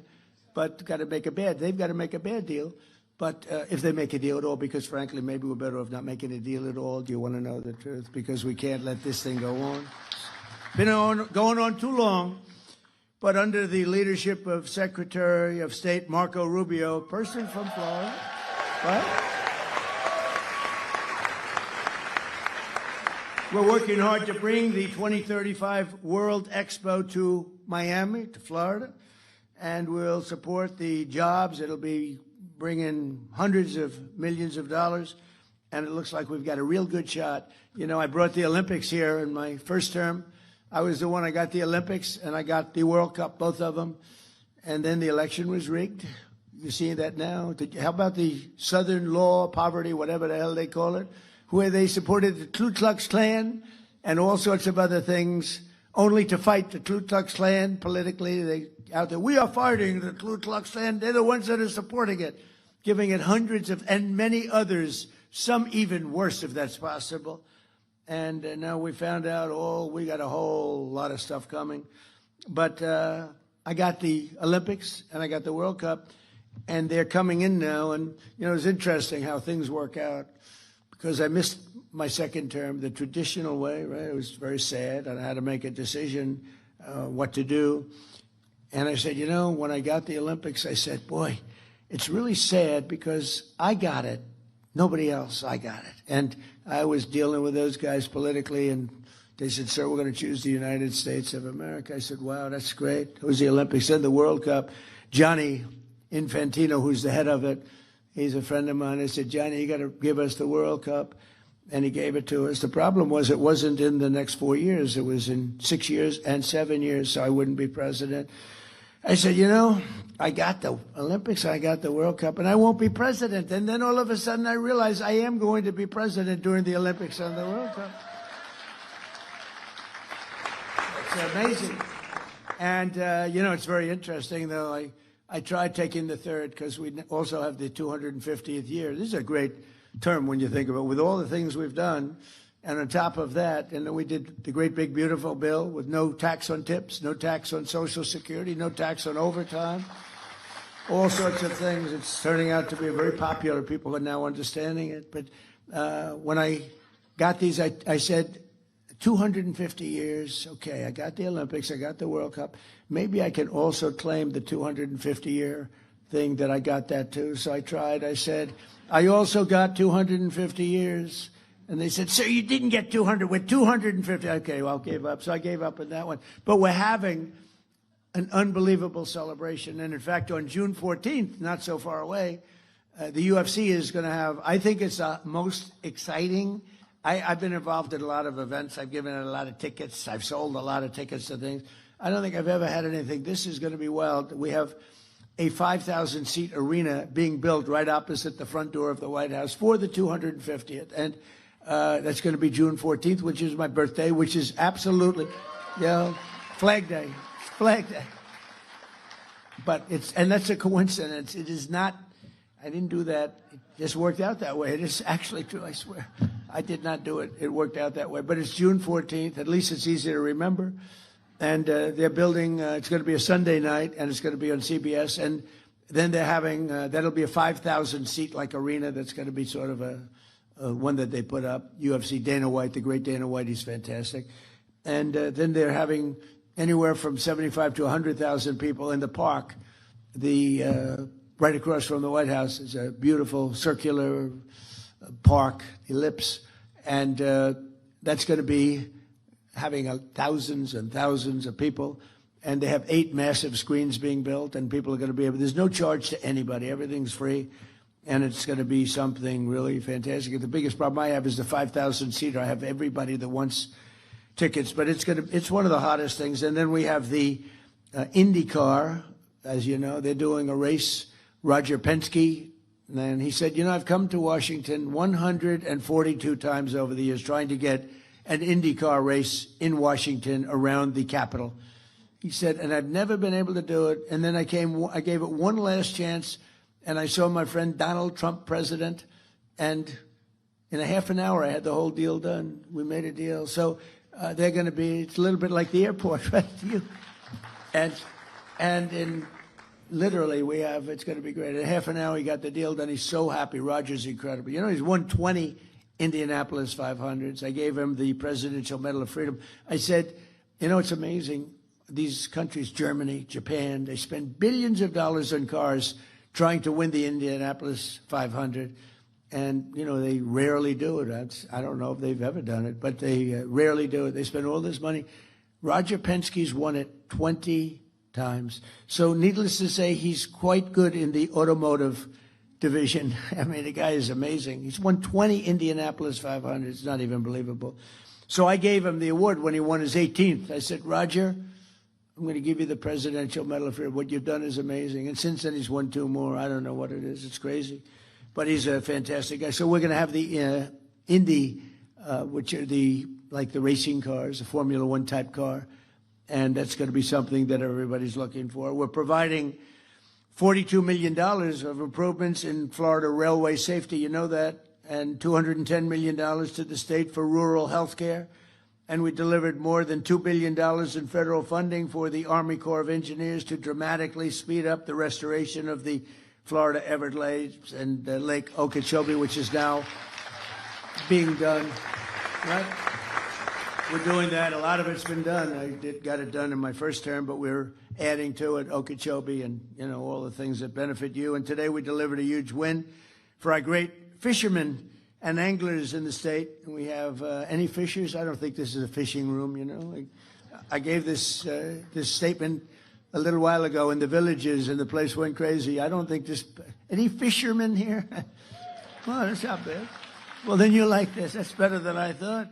But all state permits for the 2026 red snapper recreational season, as you know, was brutal with the federal government. You couldn't do anything. They let you catch a half a fish. If you caught 2 fish, they want to put you in jail, give you the electric chair. If you're lucky, you'll go to jail for the rest of your life instead of the chair. It was brutal. And so for years, our great fishermen have been punished in Florida and some other states with very short federal fishing seasons, like how about 2 hours? Go fishing. You go fishing for 2 hours, and then you have to pull it in and get the hell out of town, or they'll arrest you. But they gave you record short season, and I'm giving you unlimited seasons. The federal seasons, despite record fish populations, it's hard not to have a record fish population when nobody's been allowed to fish, essentially. And the states are begging to get these permits, and what we're doing is we're doing it. And the very incompetent Biden administration tried to shut down the oceans to our fishermen. And that, look, the ocean's a big place. It's a big place. But we love and respect our fishermen and all of those people that love that sport and love it. And so I'm very happy to announce that we just spoke with NOAA. That's your big group that does all of the work on regulation. And we're delivering to you all of the permits that you need for long-term fishing and lots of fishing. And enjoy the red snapper or whatever the hell you catch, because you're allowed to catch it now without going to jail for the rest of your life, okay? And with the support of many people in this room, a lot of them, we had the most successful first year of any administration in history, they say. Even the radical left Democrats are saying that. We took the most dangerous, unsafe, violent, and open border in the world, and anywhere in the world, there's no border like this, and created the most secure border in U.S. history with 0 illegal aliens entering our country in the last 11 months. Think of it. We went from 25 million people coming in to 0, and the people that make up that list are the Democrats. Nobody even tries to come in because the border is so tight right now that you just don't even try. It's amazing.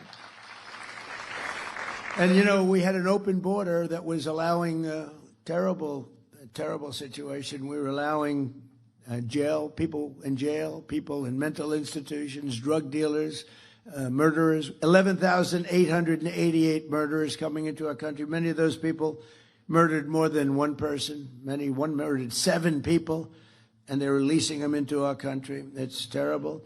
The murder rate in the United States is now the lowest it's been in 125 years. Can you believe that? That's sort of terrible to say in a way, because who wants to talk about murder? But we had a murder epidemic, and it's now the lowest since before my father was born, 125 years, 1900. And that's an amazing thing. And the crime rate in the capital, Washington, D.C., which was a disaster. When I came in, it was one of the more dangerous cities in the country. It's now the lowest, it's considered now one of the safest cities in the country, which it should be. We moved in the national guard. We took out over 5,000 hardened career criminals. Many of them came in during the open border of Joe Biden, and they made it just a horrible place. It was never that safe, believe it or not. It was, people were getting killed. But they were losing 3 people a week on average, murdered 3 people, 150 people a year. Kids would come in to see the Washington Monument or the Lincoln Memorial, and they'd go home in a casket. They'd call their parents and say, "I'm sorry, your son's been killed." And we moved some very strong people into the area. And in a period of a month, it was much better. 2 months, it was better yet. And now it's considered a very safe city. Restaurants which were closing all over town. They were even dangerous if you got there. They'd rob the interior of the restaurant. They'd go and raise your hands, give you money. It was terrible. And it's a very interesting statistic, Mayor. So 90% of the crime is committed by 2% of the people. And that's really good, you know, because that means you can solve the problem. If it was 25% of the people, that's a tough thing. 2% of the people commit 92% actually of the crime. It's incredible. It's great because you get rid of them and you don't have it. We took out over 5,000 hardened career criminals, numerous murderers, and they're gone. They're back in their countries or they're in jails. We've secured the largest reduction in drug prices in American history.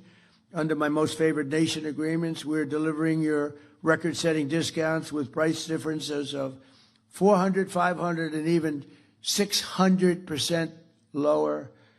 And what that is most favored nation. We were the highest priced drug nation anywhere, prescription drugs, anywhere in the world, by far the highest. A drug that would sell for, like the fat drug, you know, my friend became a very famous, he's begging me not to announce his name, but I use him as an example. He's very smart, very fat. And he was in London, and he called it the fat. I said, I get one of those fat shots, and I said, it's not working. He's become very famous because he's really the one that got me onto this. It was like crazy. He said, in London, I buy it for $87. In New York, it's $1,300. The same exact, and he's very smart, very rich, actually. Highly neurotic. He's a neurotic guy. Highly neurotic. Most neurotic people, they're either really wealthy or they fail badly, you know. You want controlled neuroses. His is not controlled, but he's smart. He checked out the company. He said it's the exact same drug from the exact same factory, made in the same plant. Everything was except the price. One was $87 in London, and one was $1,300 in New York. He said, what's going on? And actually, it had a little bit of an impact, and I went to the drug companies. I went all over. They've been looking at this for years, but there was no way you get the drug companies to do it. I got them to do it. I did a lot of bad things to them, but I got them. But they didn't care because they said there's no way to get the countries to do it. You had to have the country, because in London, a pill that was selling for $10 would sell for $100 in the U.S. In Berlin, $5 compared to $87, $90, $95. A tremendous, sometimes 10 times, maybe more than that. So they said, you'll never get the countries, sir, but we're with you. They didn't know this was going to happen. I said, I'll get the countries 100%. So I called up, you might have seen this. I mean, I've said it a couple of times. I called up the countries, and I got France. That's Emmanuel Macron. Beautiful accent. I said, Emmanuel, you're going to have to lower your drug prices in the United States because you're making it impossible for us. I mean, your prices are low and our prices are high, and you're going to have to, no, Donald, I will not do that. You see, because the world is bigger than the United States, it's really not as bad for them as it sounds. If they double their price, we can lower our price to them because of the size. It's a world situation. The whole world was ripping us off. We were paying 10 times more, 5 times more, crazy. And so I said, no, Emmanuel, you will do it 100%. No, I will not do it. So if he had a pill that sold for $10 and he had to sell it for $20, that's a big increase, right? But I said, it's not fair, Emmanuel, because we're not fair. You will do it, Emmanuel. You will do it. He said, no, I won't. I said, here's what I'm going to do, Emmanuel. If you don't do it, I'm going to put a 200% tariff on your wines and champagnes that you sell into the United States, and it's effective on Monday morning. Donald, like I said, I will do it. I'd be glad to. So I did that with all the countries, and every country agreed. I'll tell you who can't believe it, the drug companies. They said, what you did is impossible to do. But I do it. I do a lot of things that are impossible to do. Like becoming president 3 times. Like winning 3 races. Anyway, so we have the lowest prices anywhere in the world. We went from the highest price. It's a really big thing. And frankly, that should win us the midterm. But, the press hates to cover it. So, but people now know. So you can get drug prices. We go from the highest priced drugs in the world to the lowest. It's an amazing thing. And we have to go buy it, it's TrumpRx.gov, and that's been named by Bobby Kennedy and Dr. Oz. They're fantastic. They're doing a great job. I had nothing to do with that one, Joe. I had nothing to do with that one. And I had not much to do with the airport. That was Meg and you and everybody else, I tell you. It's not nice when you call up and say, hey, would you name an airport after me? They approached me with the road first and then the airport, and it's just a great honor. But the TrumpGov.com is setting every record in the book, and they're buying things for a fraction of the price. And today I'm thrilled to announce that starting on July 1st, we'll provide Medicare patients with coverage for weight loss drugs like Ozempic, Zepbound, Wegovy. It will be available for, listen to this, $50 a month. And we're cutting, as you know, and as you, I hope, know, we cut the insulin price down to $25 a month, which was, in many cases, it was $1,000. And I don't know if it affects the people here, but, it was thousands of dollars, and now it's down to $25. We got it down. I did that really in my first term. It was terrible because I did it in the 3rd year of my first term. I got it down to $25. And then they told me, sir, it will take statutorily, it'll take 2 years, one of those deals, it'll take 2 years before it can go to that price. I said, I better win the election. If somebody else wins the election, they're going to take credit for the insulin. And lo and behold, we had some problems with the election, a disgraceful thing. And I saw Biden up there. We have a $25 insulin. I said, I did that. Can you believe it? I was seething. I was not a happy person. In fact, I said, I think we're going to have to run to set the record straight. But we got it down to $25. Everyone knows we did it. We actually have been given good credit. It's nice to be given good credit when you do things that are good. And I guess sometimes they'll say they don't give me enough credit, and then I'll be in the Oval Office, this beautiful, most powerful, most incredible office in the world. People walk in and they say, wow, the biggest people in the world. Even the Queen the other day, she walked in with King Charles, Camilla. She said, wow, this is the Oval Office. I said, when the Queen of England says that, that's very cool. But people do, the biggest business people, the biggest politicians. And, you know, it's an amazing place, and we keep it well. We fix it. One of the nice parts about being in real estate, I give it the Mar-a-Lago treatment. We fix Mar-a-Lago. We make it better than it's ever been. It's better than it was the day it was built. So we have a lot of fun. By the way, the King and Queen were fantastic. They were here. What great representatives they are for their country. Really high quality. When he got up and made the speech with that beautiful accent, I said, well, that's the one thing I'll never have is that accent. I'd like to have that accent, but no, it was very elegant. He's a very elegant person, very good person. So in 4 years, the last administration took in much less than $1 trillion. And in 11 months, so you got 4 years, less than $1 trillion. And in 11 months, we took in as an investment where countries and people, rich people are investing. In 11 months, we took in over $18 trillion, which is a record. And we passed the largest tax cuts in American history. And, you know, you have your 1 year deduction that people never thought would be possible. Instead of over a 38-year period, you're taking it in 1 year. And nobody believed a thing like that was possible. I did that actually for a shorter period of time in the first administration. I think we had the greatest economy in history in my first administration. And in the second, I think we're blowing it away. But we had to make a detour. I'm sorry. We had to make a detour to Iran. Everything will snap back. We were down to less than $2 for gasoline in Iowa. I was in Iowa 2 months ago, just before the little skirmish took place, is taking place. And price for gasoline was $1.85 a gallon. And we were a lot of places were $2, some below $2. And I believe it'll snap back very, very quickly as soon. There's so much oil. These ships are loaded up with oil. They can't get out of the strait. I think we're going to have it solved. I think everyone in this room is going to be very happy and very impressed. Our tax cuts supported an estimated 408,000 full-time Florida jobs. You know that. And we delivered no tax on tips, no tax on overtime, no tax on Social Security for our seniors, which I think is the last one. I wasn't sure if that was the biggest one, but I can tell you in Florida it's the biggest one. No tax on Social Security for our seniors.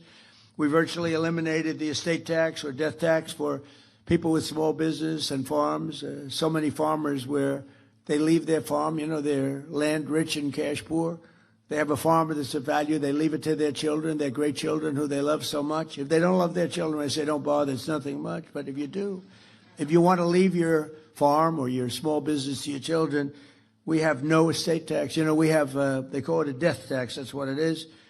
And just, you know, pretty amazing thing. In the case of farms, you know, it's a way of life. And the parents would be on the farm. The kids would grow there and they love it. They wouldn't do anything else. They would rather do that than anything else. And they used to get hit with a tax, a big tax that they couldn't pay. So they go out and borrow money from the local bank or whatever. And they weren't able to pay and they would lose their farm. And in many cases, they would commit suicide. Literally, they'd commit suicide. We don't have any death tax or inheritance tax anymore for the small farms and small businesses. So when you leave your business to your kid, you don't have that. And we made interest on car loans fully tax deductible so that if you borrow money, if you buy an American car only, you have to buy an American-made car. But you can borrow money from the bank. Your interest is deductible for income tax purposes. And that's a big deal that we've never seen. You know, middle-income people have never been big on deductions. Rich people have gotten used to deductions, but those other people haven't. We added 186,000 private sector jobs in March. Jobless claims just hit the lowest level since 1969, and more Americans are working today, as I said, than ever before. And since the election, 89 times we've hit new highs, and we're adding $9 trillion. We've added in just 11 months, we've added over $9 trillion in value to the stock markets, and people with 401ks have really, I mean, it saved marriages, actually. One policeman told me my wife thought very little of me. She felt I wasn't a man because I was a bad investor with my 401k. I had nothing I could do about it. It was under the Biden administration. And now she thinks that I'm Warren Buffett. She said, my husband's the most incredible investor I've ever seen, and all I do is just look at the numbers every month. So it's amazing. The 401ks are incredible. Core inflation has dropped to a 5-year low, with the exception of oil prices, which is just, I think most of the people in this room understand that. As soon as it's over, it's going to drop like a rock. I think it goes below where it was because there's so much oil. It's not like it would be a problem if there wasn't a lot. There's so much oil out there. But core inflation has dropped. Grocery prices are down. Used car prices are down. Rent is down. The only thing that is up is the gasoline, and that's coming down. But, with all of this, and I say it again, we had to do this little excursion because if we didn't, if they had a nuclear weapon, this world would be, it would be a horror. It would be a world that would live in fear. And it should have been done for 47 years by other presidents and other countries, frankly, but it wasn't. They were all afraid of Iran. It's very strong, was a very strong country. We've blown the hell out of them, if you want to know the truth. But we've leashed American energy with that simple policy of drill, baby drill. And I'll tell you, we're producing more oil and gas now than we ever have at any time. And we're investing over $1.5 trillion next year in the military. And we have the strongest, the greatest military by far anywhere in the world, stronger than any other country by far. And thanks to our warriors and their allies, the Israeli Defense Forces today, the Iranian regime has none of those things that we talked about: Navy, Air Force, anti-aircraft capacity, no radar. And again, dozens of their leaders are no longer with us. They're elsewhere. Most importantly, though, thanks to our blockade. The blockade has been unbelievable. They're unable to export any energy, and they're crumbling as an economy. But I just want to say that we have now a great country that's respected again. We're a country that is winning like it's never won before, and we're going to keep it going. And I just want to thank all of the people from this area of the world. It's a great area of the world with great leaders and people. And it's people that I have a lot of respect for. But it's an area of the world that everyone's talking about, and it's an honor to be a member of this group of people, very distinguished, such distinguished people. I mean, I'm seeing so many people, the people that you read about, the people that you look up to, and they happen to be here. Speaking in front of you with Harvey, my lawyer, the lawyer. If he ever loses a case, I'll fire him so fast. But he's my lawyer, and he said, would you do it? I said, absolutely. And I know it's turned out to be great because outside they have thousands of people trying to get in, so that's a good feeling. But I just want to thank very much all of the people of West Palm Beach and Palm Beach, all of the people that we've dealt with. You are really fantastic. Thank you. Thank you very much. Thank you very much.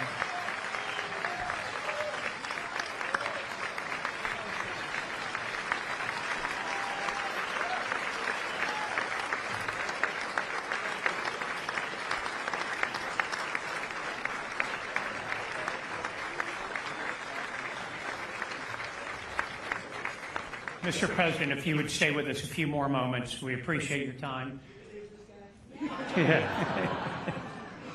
We have a few questions for you. First, obvious question, Palm Beach is your home. Your children and your grandchildren all live in Southeast Florida. Key members of your administration are from our community. Your future presidential library will be in Miami. An airport here will be named in your honor. And you often govern from here. You own properties everywhere in the world. You could live everywhere in the world. Why do you choose our community? Why Florida? Why Palm Beach County? Well, before I do that, so Elton John told me, when you hit it big, you leave. We hit it big. Everybody's standing over. Now Harvey says, can we ask you a couple of questions? He said, when you hit that last song big, don't go out for an encore. Or if you go out for an encore, make sure you leave when it's hot. And here we are. We had a standing ovation. Everyone going. They loved it. And Harvey has to ask me a stupid question like that. They gave me the question, sir. Fine. But you'll answer. Okay, here's my answer. You know why? Because I like the area. Okay, next question. I like short answers. 250th anniversary of our nation, which you spoke about. Is there a particular moment in the founding of our nation that has always resonated with you? Well, I think when you look at the wars, the revolution itself, you know, you take a look at what took place. It's that 1776 is amazing. You know, it's interesting. We gave our military a bonus, and it was $1,775. And I looked at the number, and I had to sign off on it. I said, wait a minute. This is $1,775. If we had one more dollar, Harvey, it's $1,776. And I had to get approval. Can you believe? Actually, $1 is actually a lot, but it's not that much. And so we made it 1776. It's just special. I mean, the whole place, it's a special country. But when you look at some of the movies and documentaries about the founding of our country and all of the great people, George Washington, Abraham Lincoln, Thomas Jefferson, Lincoln later, but Thomas Jefferson, all of the original founders, and some of the ones that are least known are actually the most important and the most interesting, actually. But when you look at all, then you have the Civil War. The Civil War was brutal. It was a brutal. I always said, why couldn't that have been settled? And maybe it could have been, but it was a brutal war. It was supposed to last one day, and because Robert E. Lee was an amazing general, you know, I deal with generals a lot. And I ask, who was the best general? A lot of them say Robert E. Lee, because he took something that was supposed to end in one day, and it went 4 years. And with the exception of Gettysburg, that was not good. That was not a good one. It was not a good day for him, but that didn't happen. He would have actually won. They were going for New York, and they heard they were going up a hill, Harvey, just going up a hill. Robert E. Lee heard that. Stonewall Jackson was killed as great general, and so he didn't have him. He had another general, and they were going up, and he sent 5 messengers on 5 horses, hoping that one would get through because they were all being shot. It was a bloodbath, and it was never fight uphill, me boys, never fight uphill. He was fought uphill, and they just got wiped out. But that whole, to me, the Robert E. Lee era with Ulysses S. Grant, Abraham Lincoln, I mean, to me, that is such an amazing, you can learn so much from it, but it was such an amazing time, such a horrible time. Beautiful in certain ways, but such a horrible, horrible time. We have a fascinating country, whether you're talking about 1776 or a little bit later on, or I think right now, in many ways, I believe we're in the golden age of America. You know, I'm glad he actually asked me this question, because I just used a term that I didn't use when I was leaving. I didn't say we are in the golden age, Harvey, of America. And we're living it, and I think it's a very exciting time right now. I'm glad you liked one of my questions, sir. As someone who came from the business world, you're now in the political world. What is the biggest difference between being a leader of a company versus being a leader of a country, if any? I can get myself into big trouble. Well, a lot of people ask it in a little different form. They say, who's tougher, politicians or businessmen? Because I dealt with both at the highest level. And I always said, oh, businessmen are much tougher. They're not even close. But then I spent a little time in Washington. And now I say it's not even close. These politicians are ruthless, vicious. They are liars, unlike our people from our great town council. But these are vicious people. I mean, what I see, Shifty Schiff, all these crazy people that we have to deal with, think of it, Comey, how's he doing? No, the people that we deal with in Washington, they are very tough. And even the leaders of other countries, you know, look, now we're dealing with Iran. So when they used to ask me that question for the first, Meg, I'd say for the first month, I would say, oh, businessmen. After about a month and a half, after getting impeached twice for nothing, I said, you know, politicians are far worse, far worse. Yeah, right. So it's a big difference. I will say this, it is nothing more beautiful than a really good politician who's honorable, there's nothing more beautiful than an honorable prosecutor. You know, you have some of these prosecutors, they're dirty cops, and you have others that are very fair. And I think the world of the prosecutors is a very important world. You want fair, you have to have fair prosecutors, and some of them aren't fair. I mean, I was a part of it, and I was able to beat a system that was brutal. A lot of people didn't think it was doable, and we did. But having really, because it's a very important position, the prosecutors are very powerful, and they can destroy people unfairly, and they can, you know, they can also do a good job. But having fair, smart and fair prosecutors is a very important part of the world in which we live. I think that makes sense, but I feel very strongly about that, yeah. Last question. Well, it's a two-part question. What is the most bizarre thing that you've encountered as president, and what still surprises you about the job even in your second term? Well, if I told him what was the most bizarre thing, I'd have to probably resign in about 3 minutes as I walked off the stage. You think I'm getting there? I'm not. But the one thing so I won't respond to that question. But you would be very interested. But I just think this, that it's a great honor to be doing what I'm doing. And, you know, you have everybody watching, everybody looking, everybody second guessing. Some are very fair and very, you know, good, and you learn from them, and you take what they suggest or what they're complaining about in some cases if they're fair, and others, no matter what you do, you know, it's like you can have a baseball team and win 21-0, and they'll say you should have won 25-0, right? Because we've done really a job. We're being credited of having the best first year of a term of any president. I think it is. I mean, when you look at all the regulation cuts, all of the tax cuts, all of the law and order things, I mean, the border as an example, we settled 8 wars, and nobody settled 8 wars. In fact, the woman that won, a very nice woman, Maria, she won the Nobel Peace Prize, and she said, what? Nobody should win that but Donald Trump. She said, Donald Trump should win it more than any other person that won it, and she actually gave me her Nobel Prize. She's a terrific person. But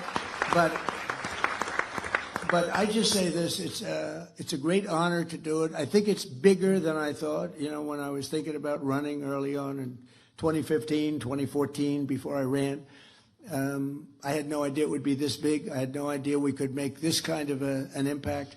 But we've really made an impact. In a little bit more than a year, we've turned this country around. I thought it would take longer than that, but we've turned it around. And again, we're the hottest country. The King of Saudi Arabia said it. I was over there a year ago, and I said to him, we were there after 4 or 5 months, it was obvious what was happening. But he looked at me and he said, President, I must tell you, I thought America was dead. We weren't going to invest. Nobody was going to invest. You had a country that was dead, and now you have the hottest country anywhere in the world. And we do. We have the hottest country anywhere in the world, and we want to keep it that way. Thank you very much, everybody. Thank you. Thank you very much. Thank you.